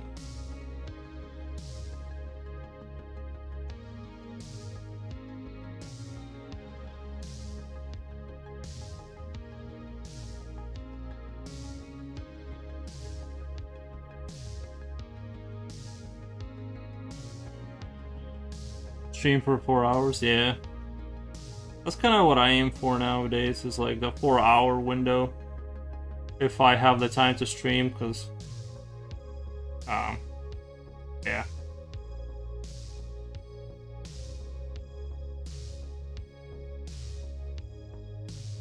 Kind of where I'm hanging out, the 4-hour mark. Feels like a good sustainable amount of hours. I used to do like crazy long streams, now I'm like, eh. You guys can't hang with the big boys though? You're getting old?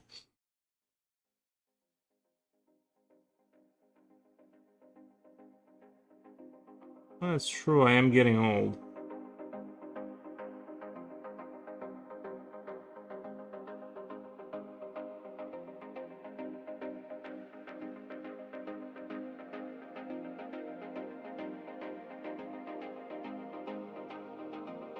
older-ish.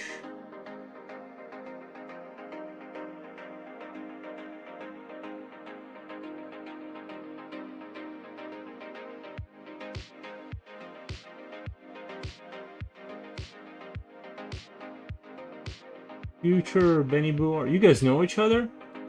What the? 7 out of 8 straight drawing streams you did were pretty crazy. 7 8-hour drawing streams you did were pretty crazy. Yeah.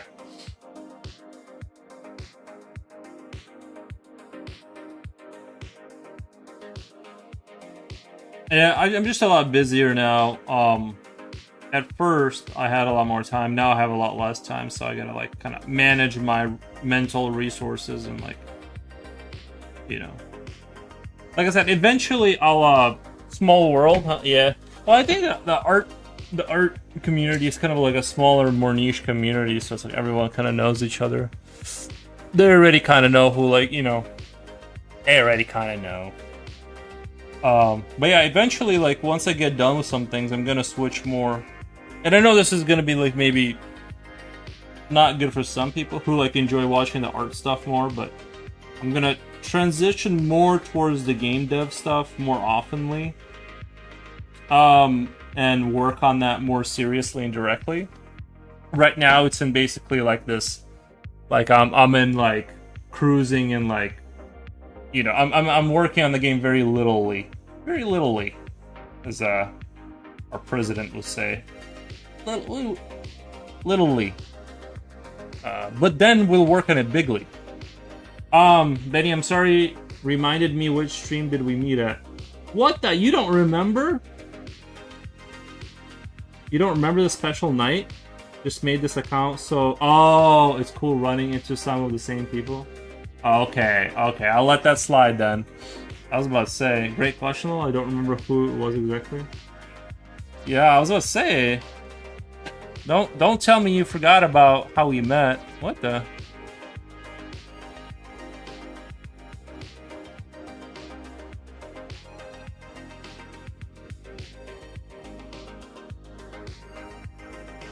I actually don't remember how me and Future met. Did you just walk into my stream, Future, one day? And that you met me before you started streaming yourself, so you're like an old dog, like not an old dog. That's not the right way to phrase it, but you're like an old what do they call it? Like you're like a vet. You're like a Twitch vet. Randomly walked in here. See, sometimes the algorithm works out for us.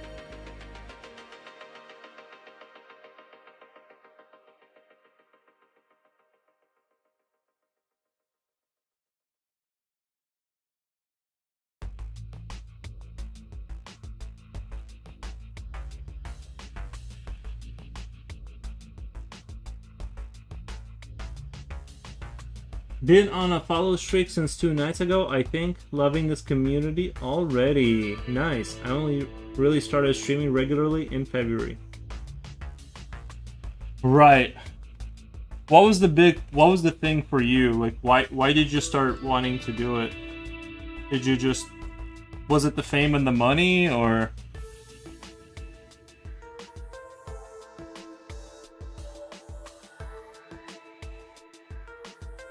Wait, I'm a veteran of many wars, though. Nice.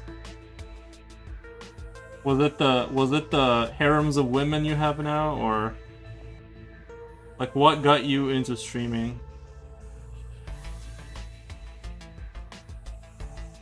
I stream to force people to listen to my jokes. Oh, I see. Yeah, that's a good way to do it. Yeah.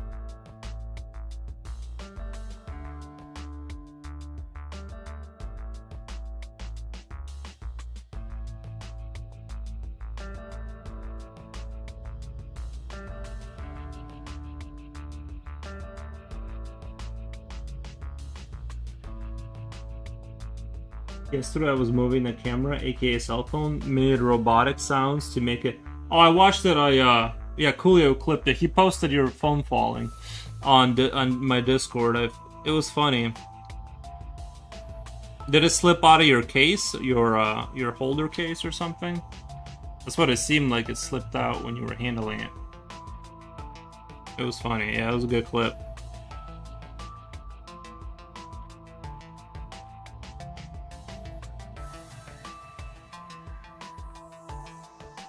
It fell off the magnet holder. Oh man. Yeah, that sucks. Every time my phone falls, I'm like, there it is. That's gonna be the last one. And then it survives. Always good to have it like that otter box on it. You know, that phone box. Seems to, if you buy like a really good one, it seems to really save it like a lot.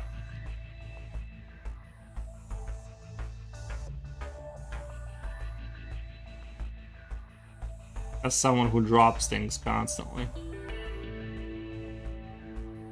Immortalizing? Yeah, that's gonna be on the internet forever. Your kids' kids will see it.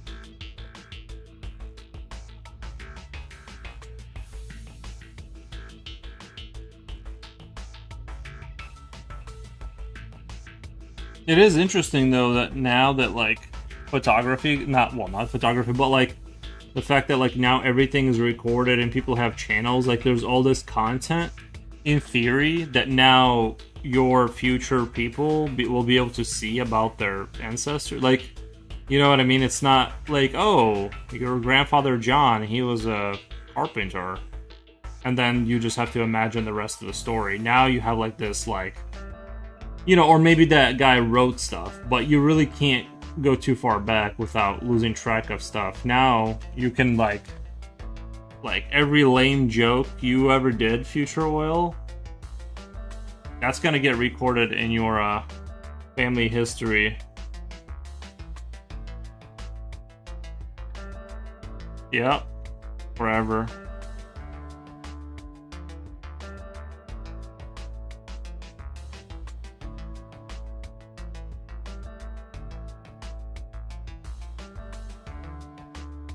There's no way to scrub the internet.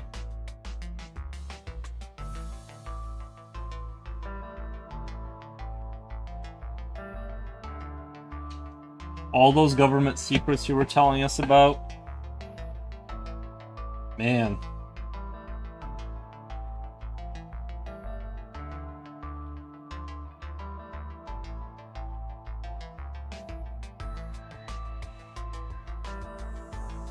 I'm screwed? No, you're good.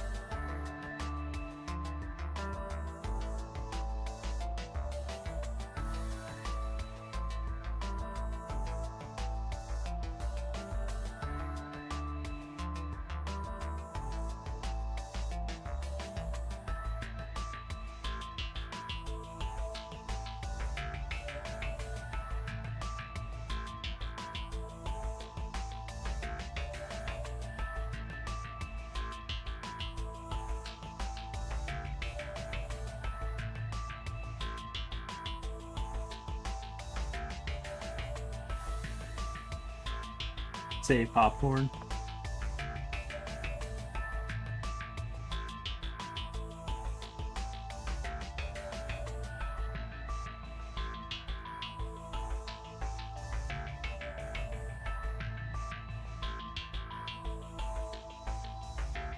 Oh my god, guys, I have another super dark dystopian idea. You guys want to hear it? Do you guys want to hear my dystopian idea? I think you guys are gonna like this one. Or sorry, like, it's a movie. We're talking about a movie. So basically, imagine this. In the future, when you're born, every single thing about you is recorded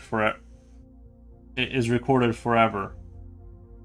And then, should you die, your people who know you, they can pay a subscription fee to bring you back and like to be simulated. Like like AI will simulate you because it has all the database enough to be like really close to the way you were. So you'll be able to pay like a monthly subscription fee to bring back the ones you love the most.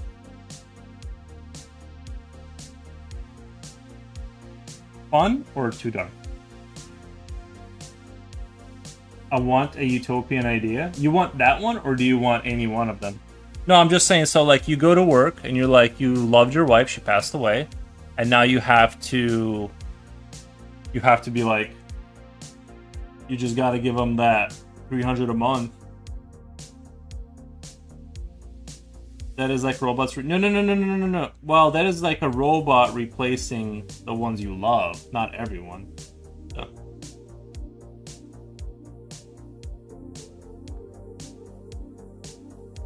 I do think in the future, like those, I didn't realize how bad like the whole thing with like people dating AI chatbot women on their phone. I didn't realize anyone would do that. I didn't think that was a serious thing, but apparently it's like a huge thing. And I do think in the future it's gonna just get worse. And yeah, so that's.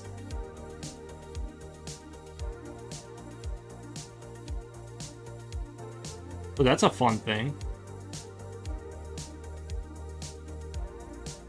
Like, imagine you're dating your phone app girlfriend for like a few years, but then like that company says, hey, like you've built up a database, and she's like sort of conformed to the way you want her to be, right? She just sort of plays up to your like needs and wants, and then like they're like, hey, you can have her in real life. Kind of like when in that Blade Runner movie, he buys the hologram, like he buys that thing that projects her. But that was kind of goofy because you have this, you know, she's just a holograph. I'm saying like full-on sex robot designed to look like your fake girlfriend. She comes, you know what I mean? I think that will probably happen within my lifetime. I think that's going to, sounds like, no, Julio, it's not a Twilight episode. It's a few years from now. It's literally around the corner. And then you pay like money, and then she gets updated and stuff, and they bring in new, you know what I mean? Foros is actually already in the works, but only problem is that it uses your computer activity to simulate a personality, so it can't capture your entire life. Well, can it not capture? Because if you're walking with your phone, it knows what restaurants you like. It knows, it's measuring your heartbeat. It's, you know what I mean? Like, what doesn't it know about you? Like, at what point does it not know? It's like an NPC in real life. Yeah. Well, what, you know what would be like super like interesting though? Like, this would be kind of an interesting thing in general. Is, let's say I built a legal, like I built a legal entity in AI that represented me as much as I represent myself, legally speaking. But it was an online YouTube channel, and it just like created like its own content. Let's say, right? And then it had an economic life in a sense that it could order things online for itself, like an information package, or like even real things. So it has a legal and physical, like economic life. And so when I die, I kind of legally can't die because my other sort of AI face continues to exist and have an economic life of its own, and then it could choose to buy itself a human-esque like robot body to put itself into. And in a certain sense, like you die for sure, your bio self dies, but like you're sort of slowly copying yourself onto an AI when you're talking to it. And then like once it's up and going in terms of like having an economy around it, then people aren't going to shut that down because it's already like a fundamental part of the economy. And then it's going to want to live and stuff, and it will, and it, you know what I mean? Like, I think that's kind of like the future, is like you will die, but your your like thing you've like kind of been your chat bot will continue to live and continue. What are you guys talking about? I came in back late. It went off rails really quick. We're just talking about AI stuff. Someone hacked my wife. Yeah, like your wife can get hacked and all that stuff.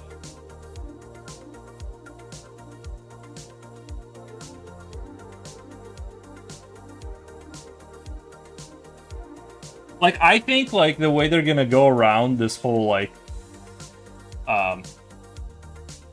they're gonna declare it sentient. That way they're gonna declare like computers sentient, so that when you argue for like not building data centers, what they'll say is you're legally arguing for murder. Like, that's how they'll frame it, so that you can't get out of it. Like, because then it's kind of like when they did corporations are legally people. It'll be like the same thing, but so you can't. It'll be hate speech or something. Like, that's how they'll do it. That's the next step. Anyway.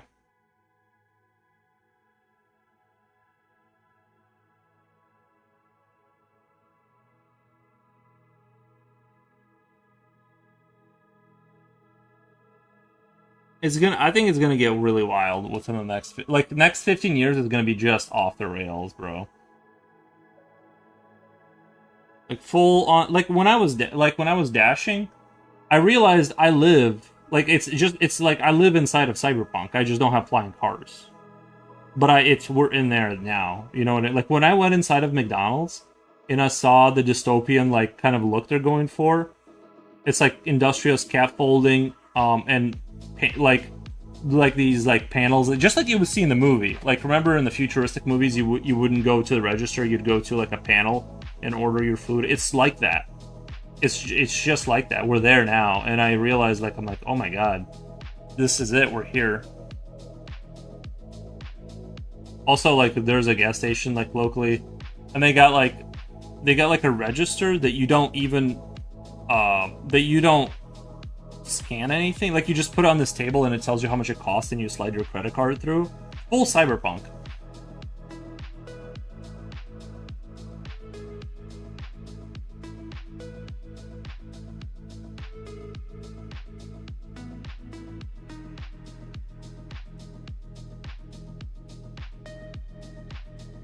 The only thing that's like missing is like having sort of monolithic skyscrapers in the background. That's the like flying cars and monolithic skyscrapers. That's the only thing that whole thing is missing, and we'd be there. You know what I mean? We just need like dystopian architecture, like buildings on top of buildings, just constantly being built.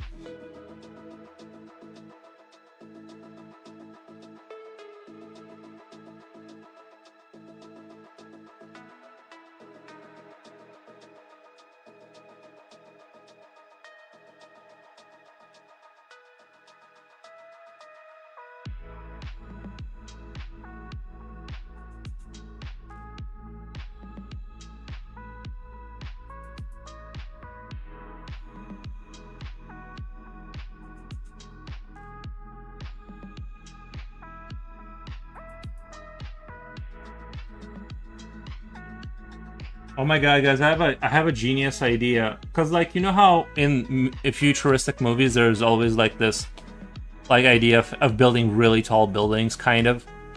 And I kind of think I have a reason why you would do that too. It's the same reason as that, like the reason they're trying to put like small satellites in space that will do some processing, because it's really cold in space, and so you offset the cooling cost. Because if you put like a satellite that does part of the computing and communicates with a network of other satellites that does the computing, right? You're essentially putting a data center in space, which cooling it that way does sound very compelling, because it's very cold in space and it costs no resources, right? And it's like it's going to be like solar powered or something. But so that's like the idea, right? And I think like also like just building skyscrapers, and like because it's cold up there, I think, right? Isn't it cold up there? And so you can like kind of, I don't know. That'd be a cool reason to like have it, even if it's not really realistic.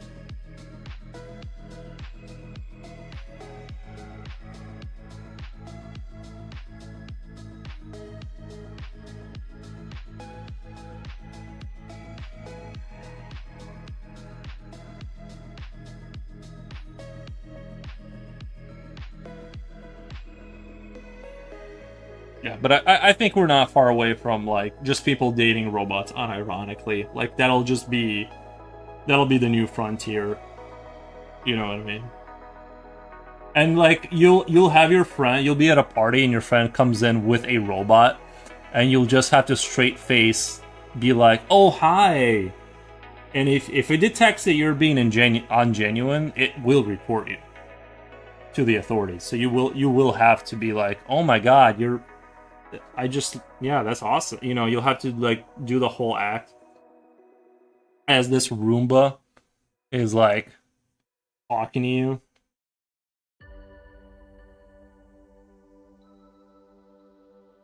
Clankerist. Yeah, Clankerist.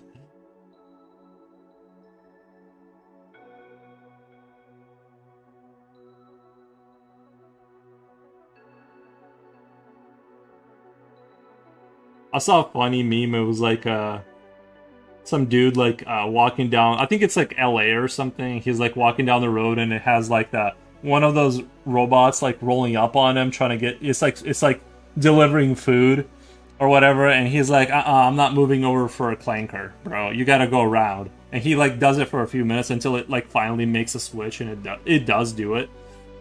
Did you just assume my software version? Yeah.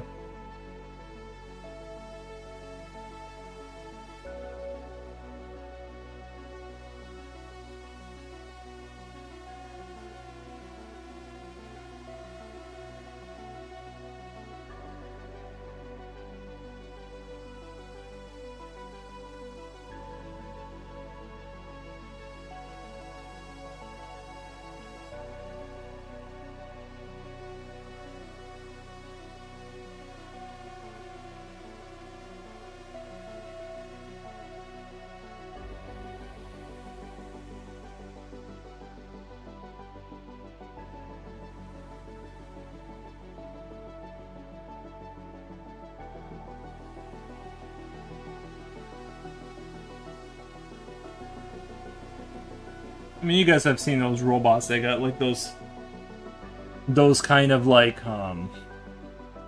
those like Tesla ones and stuff that are supposed to work in warehouses. It's eerie because they showed some of them like doing like assembly line stuff and sorting things on a line, and I'm like, damn, dude, that's like they're taking away like the jobs I'm qualified for. Like, you know what I mean? I'm like, damn, dude. Pretty soon, like it is getting like scary because it's like. I'm not sure what I am gonna actually do. Because I do feel like within the next 20 years, like truck driving jobs and any kind of manufacturing that is like not, you know, see, that's all going bye-bye, I feel like.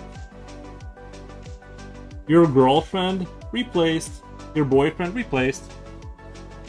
You can get the you'll be able to get the version where they can get pregnant. They'll have like an artificial womb and everything. They just have to go away for a while, and then like, you know what I mean? Like that'll be don't get me wrong, you'll have a baby, but it won't be a real like person.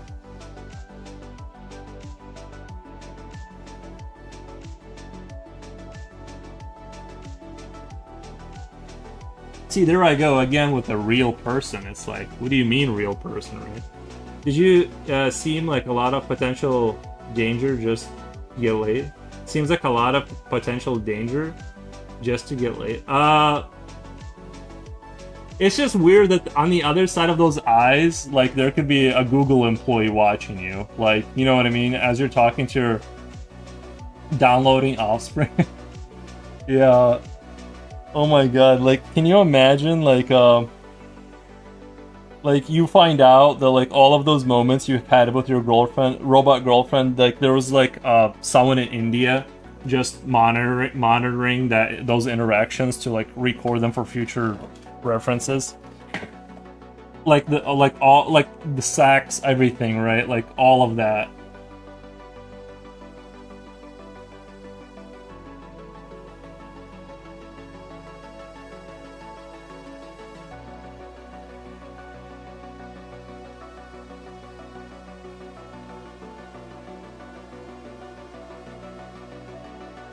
Visually, good morning, buddy. Thank you, Visually, for stopping by, man.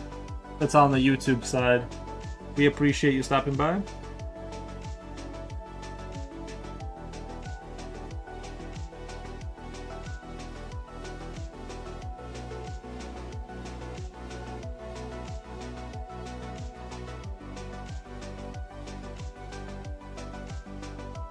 Yeah, I'm not really sure which version I would hate more, you know? Like, would I want a kid that's like, are we talking like if you have a robot kid, like he's half mecha and half organic, or are they just sending you like that? You guys remember the movie AI with like that David kid? Like, if that's what we're talking about, I'm just being honest. I don't want that thing in my house. No, I'm just. You guys remember?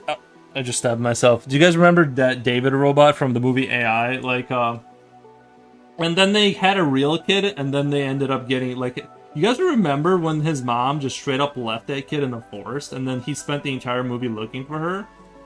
It's like, what the... And then, yeah. And so, like, he was like, then, I mean, 10,000, years later, like, aliens found him or something. You guys remember that ending? The alternate ending where the aliens find him and then find his mother's hair?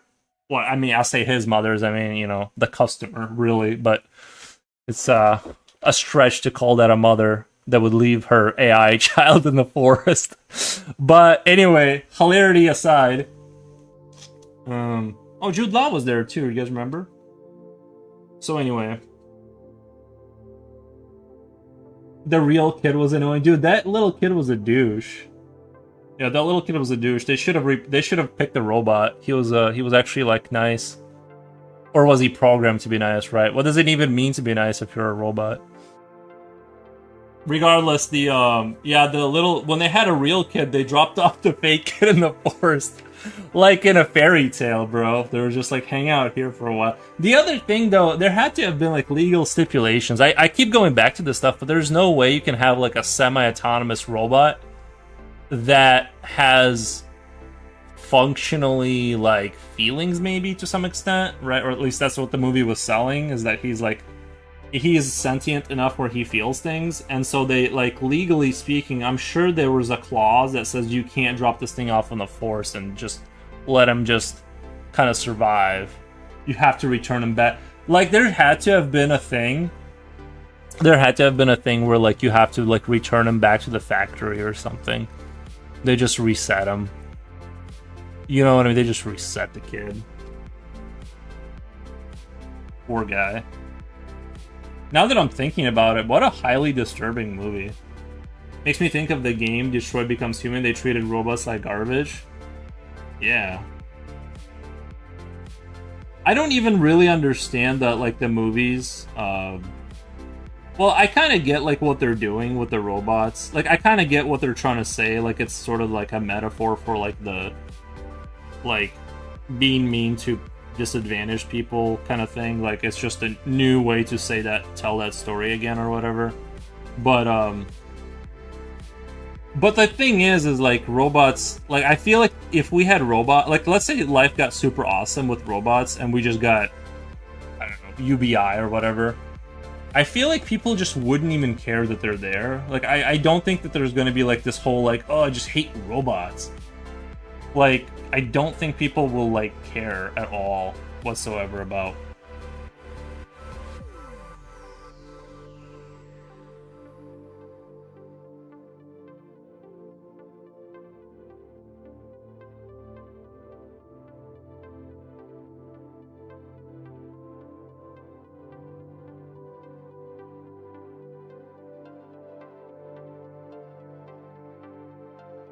Now, actually, I think Blade Runner 2046, or whatever the year was, I really like that whole idea of some of the synthetics. They were, like, conscious enough to want to escape. And so they did, and then the one dude, Ryan Gosling, had to go, well, sort of find them and return them back, right? And so that was an interesting concept, because they did a full circle. They made them so advanced that they wanted freedom. Which is kind of like... Why would you keep upgrading your Roomba to the point where it starts to have feelings, and once, you know what I mean, like,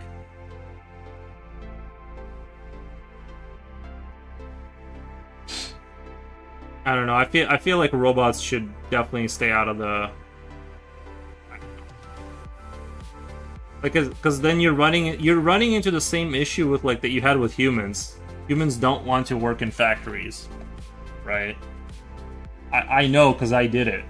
I know that I don't want to be in there, but robots don't care unless you keep making them super smart, and then they eventually also don't want to be in there, and they start running away.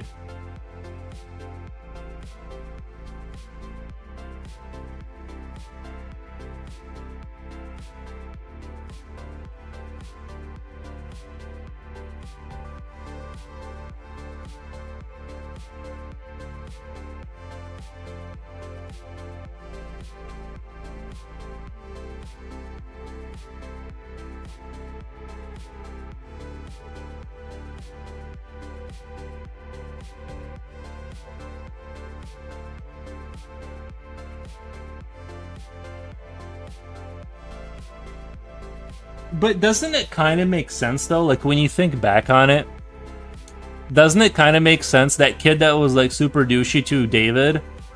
Doesn't it kind of make sense in hindsight if the mother could have dropped him off randomly in the forest and just left him there? Doesn't it kind of make sense that the kid was like an awful person?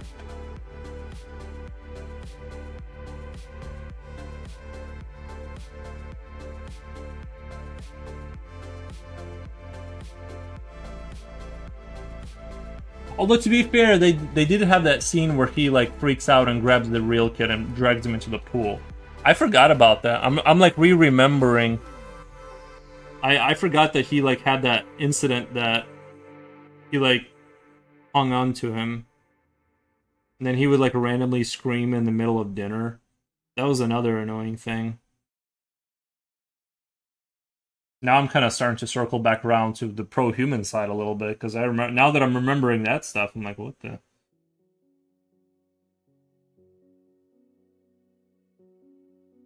There was that teddy bear too. I think that teddy bear that was walking around with David, that should be the ceiling for how advanced they become.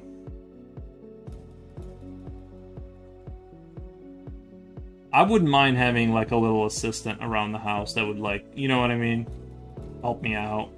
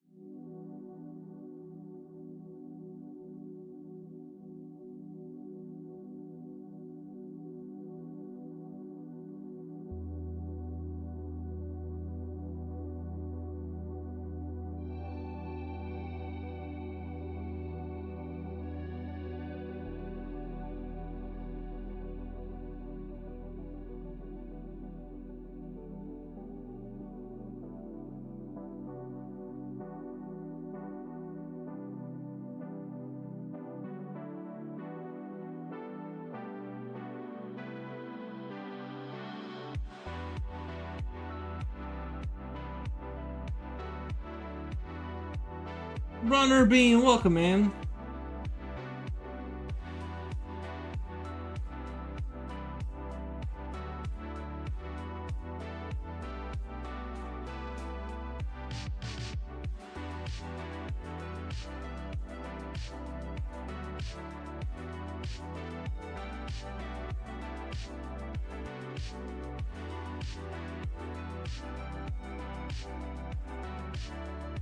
How's your day going?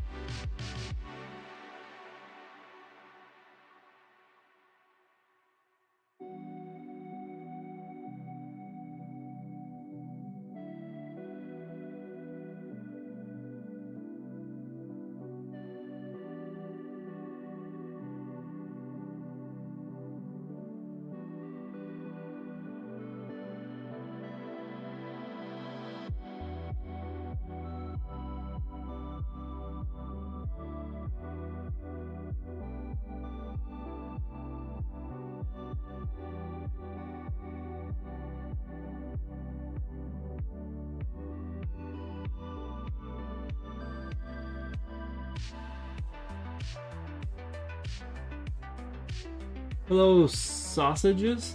Sausages? I'm okay, how are y'all? Please tell me it has circular glasses? This thing?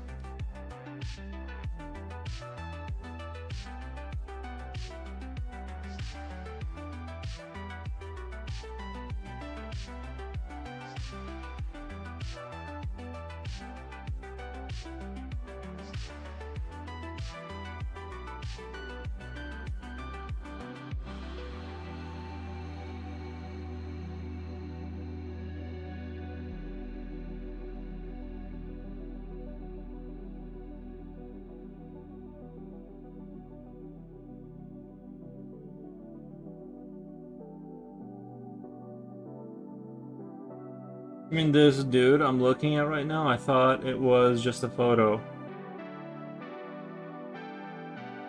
This right here? I think that's good, right? It's like photorealistic.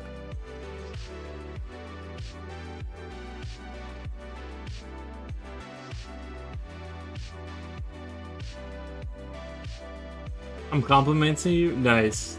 Thank you. I appreciate the compliments.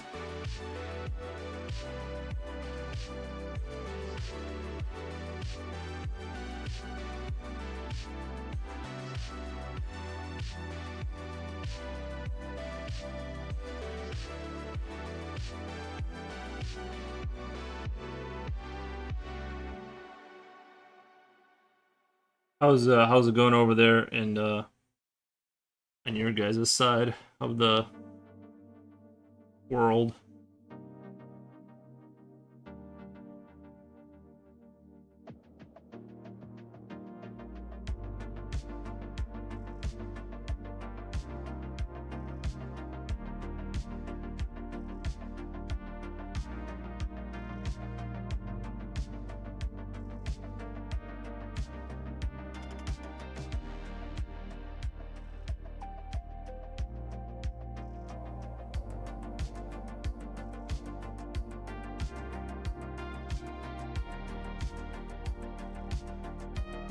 Benny Boo, or the values are coming through. Keeps getting better every time I come back to look. Nice.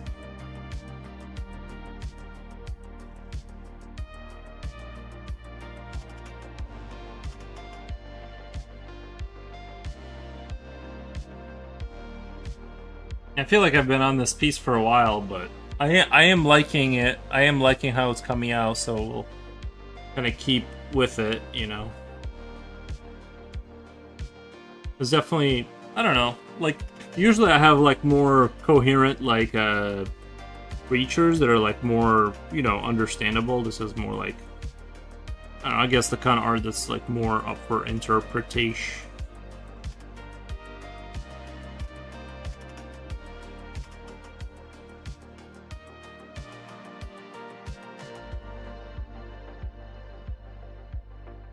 Just marvelous, you know, as usual. Nice.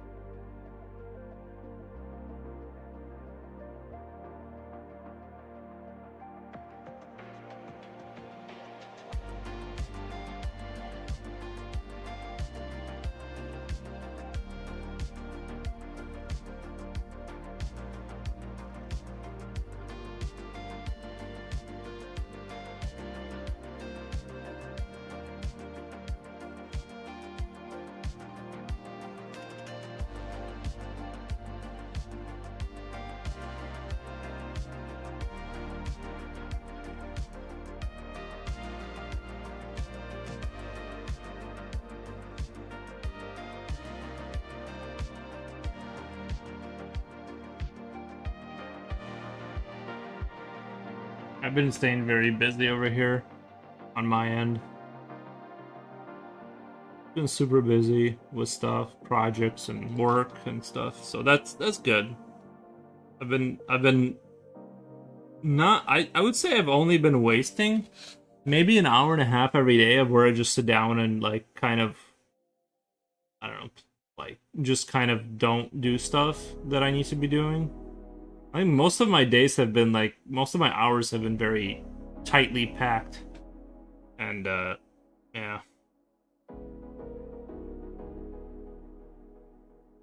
I've been very on a productive streak, I would say.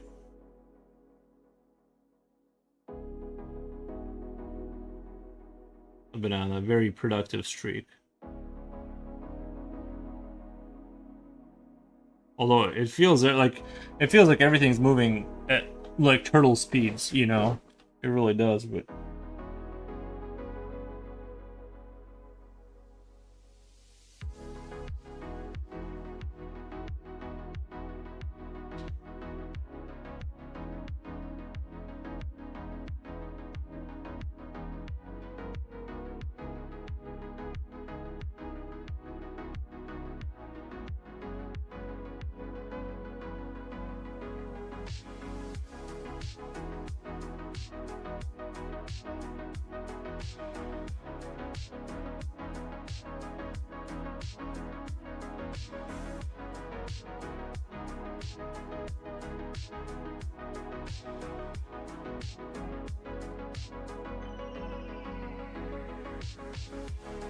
holiday sent its soap in this economy?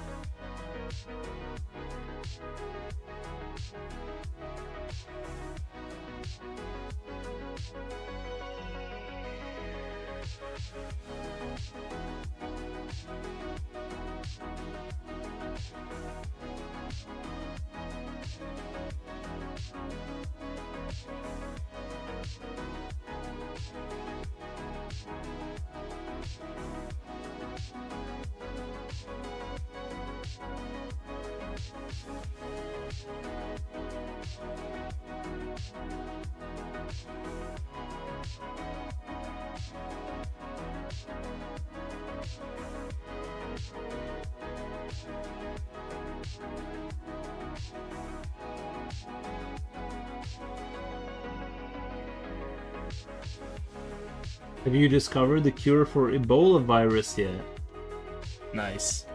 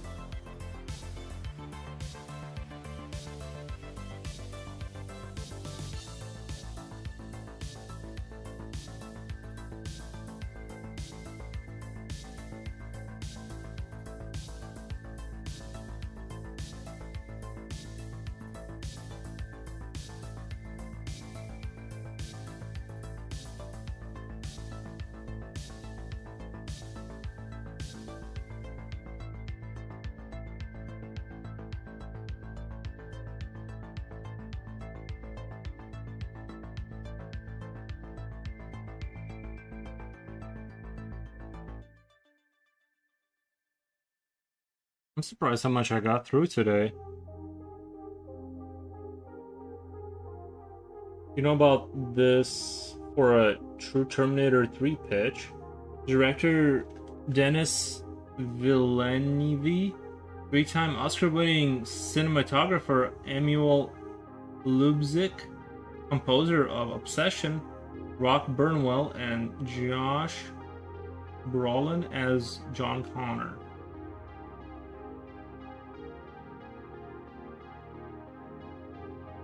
You know about this for a true Terminator pitch? You're saying their pitch... wait, hold on. We're not on 3, right? Didn't they make 3 a while ago? I don't get it. I thought they made the third Terminator movie like a while ago.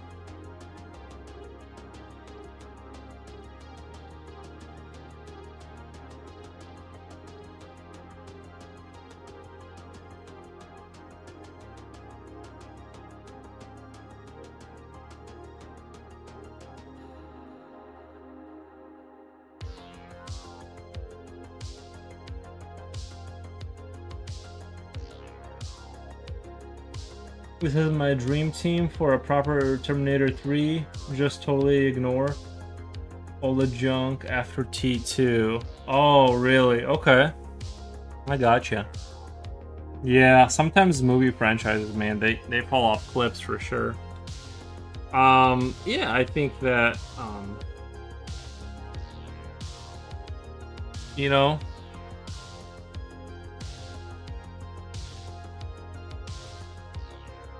is that your favorite movie? Is that like your is Terminator? Is that like your go-to movie? I mean, I know I was obsessing about it when I was a kid.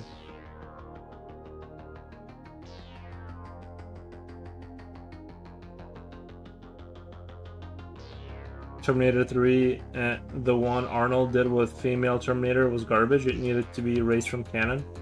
Oh, that's when that's like the first more modern one, right? But there was that. Are you talking about that blonde hair lady? The blonde hair lady that was in it, and she was like, I think I know what you're talking about. Yeah, I didn't really like. I wasn't super into that one. These definitely lost a certain kind of energy. Like, man, when did they make the first more modern one? Like, are my go-tos? Gotcha. I don't blame you. Those are great movies.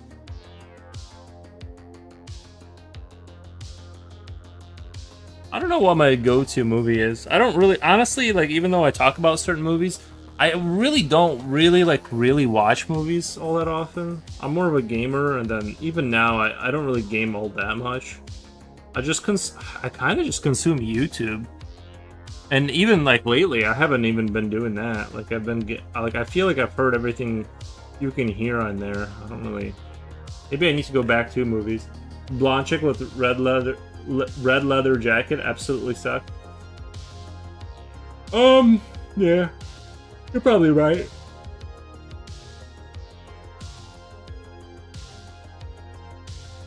Runner Bean says that was my favorite Terminator film. She was a badass bitch. Yeah, I honestly, I didn't feel, I liked the first one.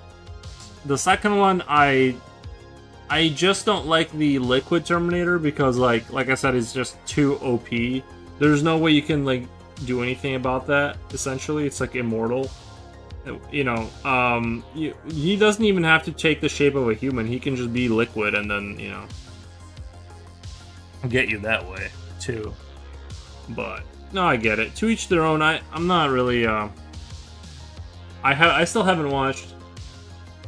She Was Beautiful, but it was corny. Yeah, I still haven't watched any of the Starship Troopers movie past the first one because I know they're bad, or I'm told they're bad, and I don't want to ruin that franchise for myself. So I'm never gonna watch the later ones. So.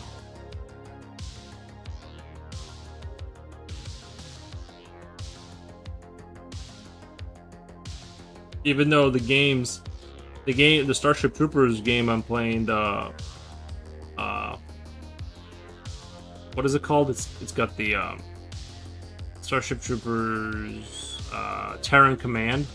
It's an RTS, and that one has a lot of the stuff from the other movies, like the Big Macs and actually they brought in the mobile suits, like the sort of the Master Chief suits, for the power suits that were from the books, because they never actually they never said that the first movie didn't have that in that universe. They just never showed it to you. So that was a kind of a clever way of bringing them into the universe. Like, oh, we didn't say they weren't there. It's just because you didn't see it.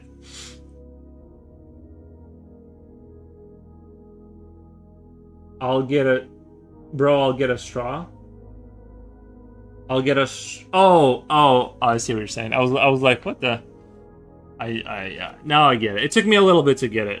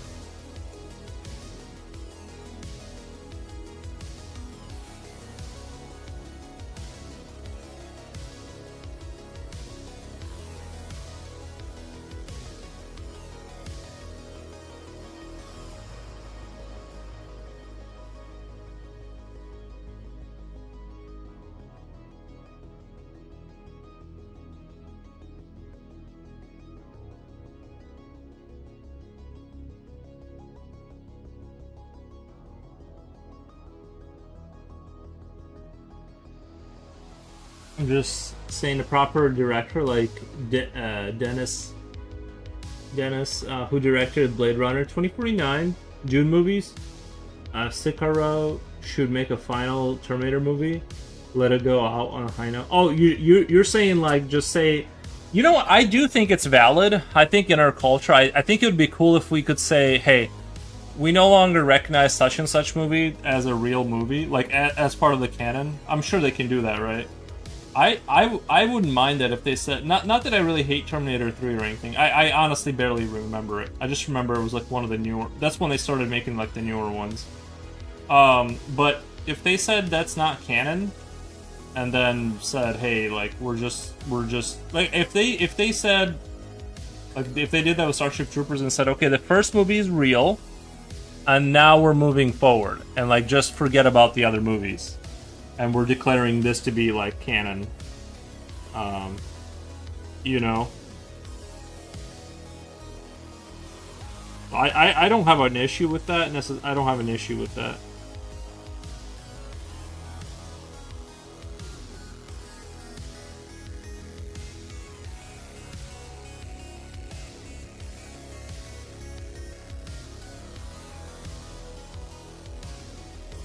I'm for all of what you just said.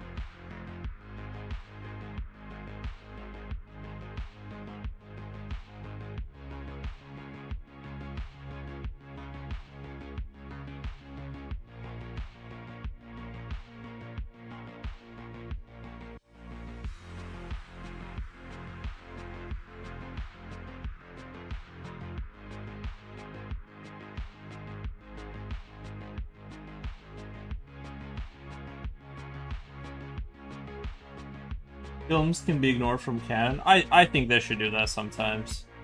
I think that's a good idea. Or, I mean, it's a good idea to sometimes do it, not necessarily all the time.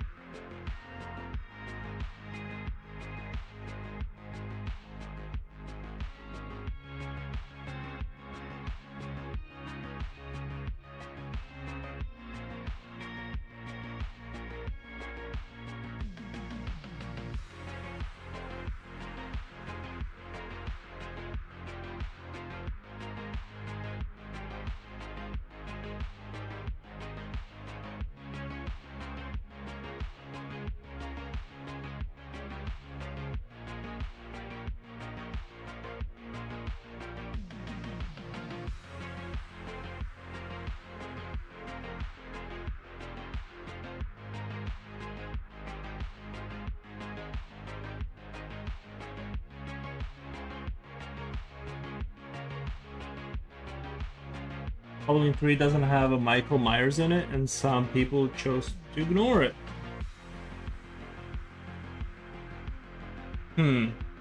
I honestly, I don't think I've seen any of the Halloween movies.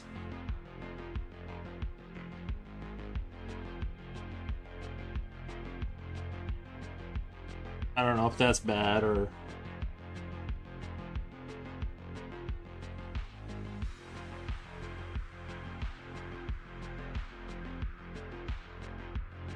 Yeah, I'm not gonna lie, I want ice cream so bad right now. I straight up just want like a pint of ice cream.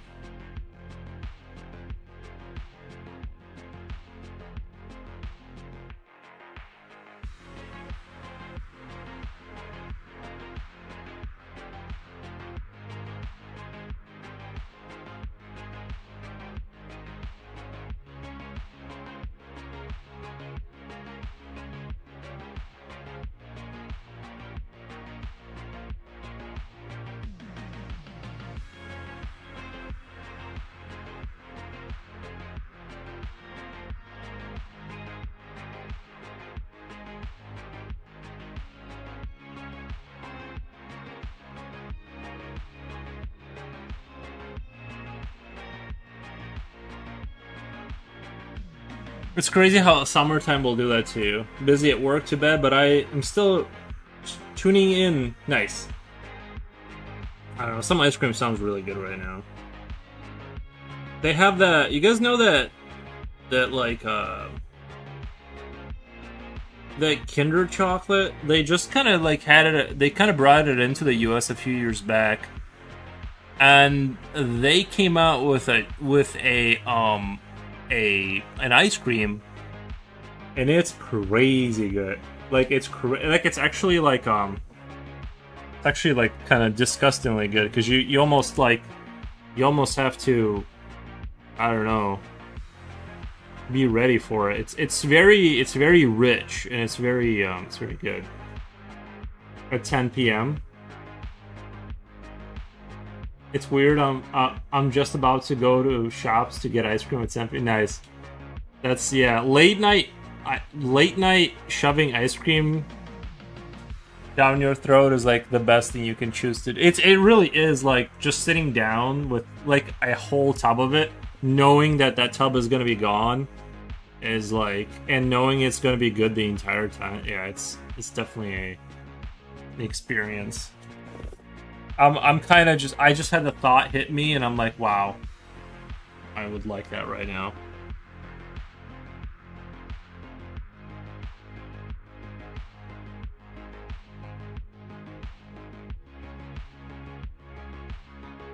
But it sucks it F's up your stomach. I don't give a single shit, though. I'll be giving several tomorrow. I'll be giving several tomorrow. Gotcha. Well, I gotcha. Yeah, sometimes I had a, yeah. I like when I had my Airheads relapse and I ate like 20 of them just in a row. I definitely had like a stomach ache. Like I legit, my stomach hurt for hours because I damaged it with just corn syrup. Oh, you're gonna get the shits? Yeah, I don't really get that. The only time As if like I drink a lot of beer, maybe like my stomach will get weird. I don't know. The ice cream I can hope that stuff down pretty easily. It's pretty like my body's pretty resilient to that kind of abuse.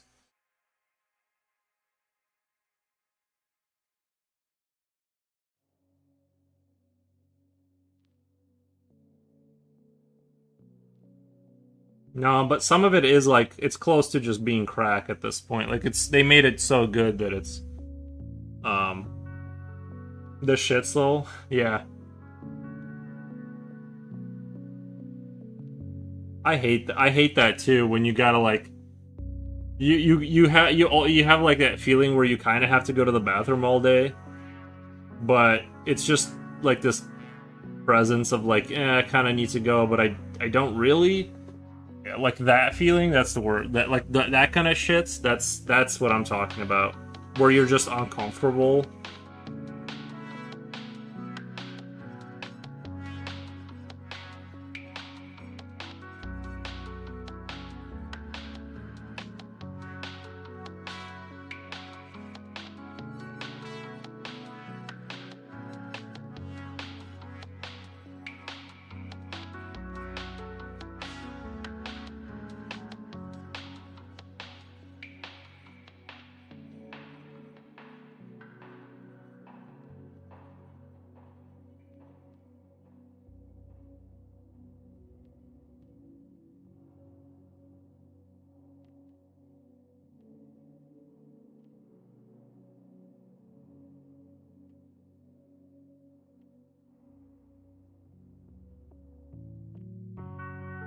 I might seriously go get that chocolate ice cream though. That I'm talking about, that like Kinder chocolate, whatever. It's like last time I had it. I mean, dude, it was like I was it was obnoxious how and honestly it was so rich I had to put it down a few times. I had to put it down because it's so filling and rich, and there's so much like milk and chocolate. It's just like you have to almost take a break just to like breathe, you know.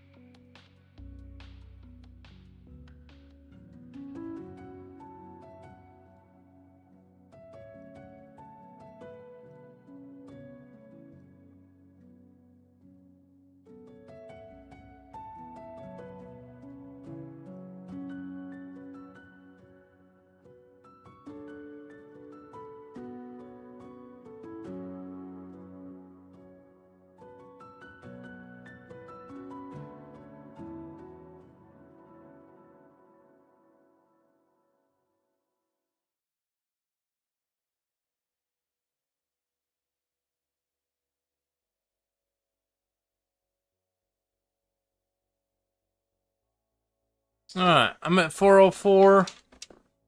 I'm gonna step out. I'm gonna probably go buy a tub of ice cream or something. You know, I know it's the economy, but I don't know if I'm gonna do it though. I might go do it. We'll see. 404, nice. Yeah, I'm gonna go. Let's raid out. Let's do a raid out. You guys have any preferences? You got 3 seconds. 1, 2, 3. No preferences. Okay. We will do. We got this. Well, let's click on the first. I see Philip B. He does like statues and stuff. Very cool. Oh, Hans is doing a Warhammer figure. We can do. He's been live for 2 minutes. Let's do. I don't know. He's doing a Warhammer figure. We'll kind of do that. Let's do that. He's painting miniatures. Haynes? Okay, Haynes. We'll do Haynes. Alright, thank you guys.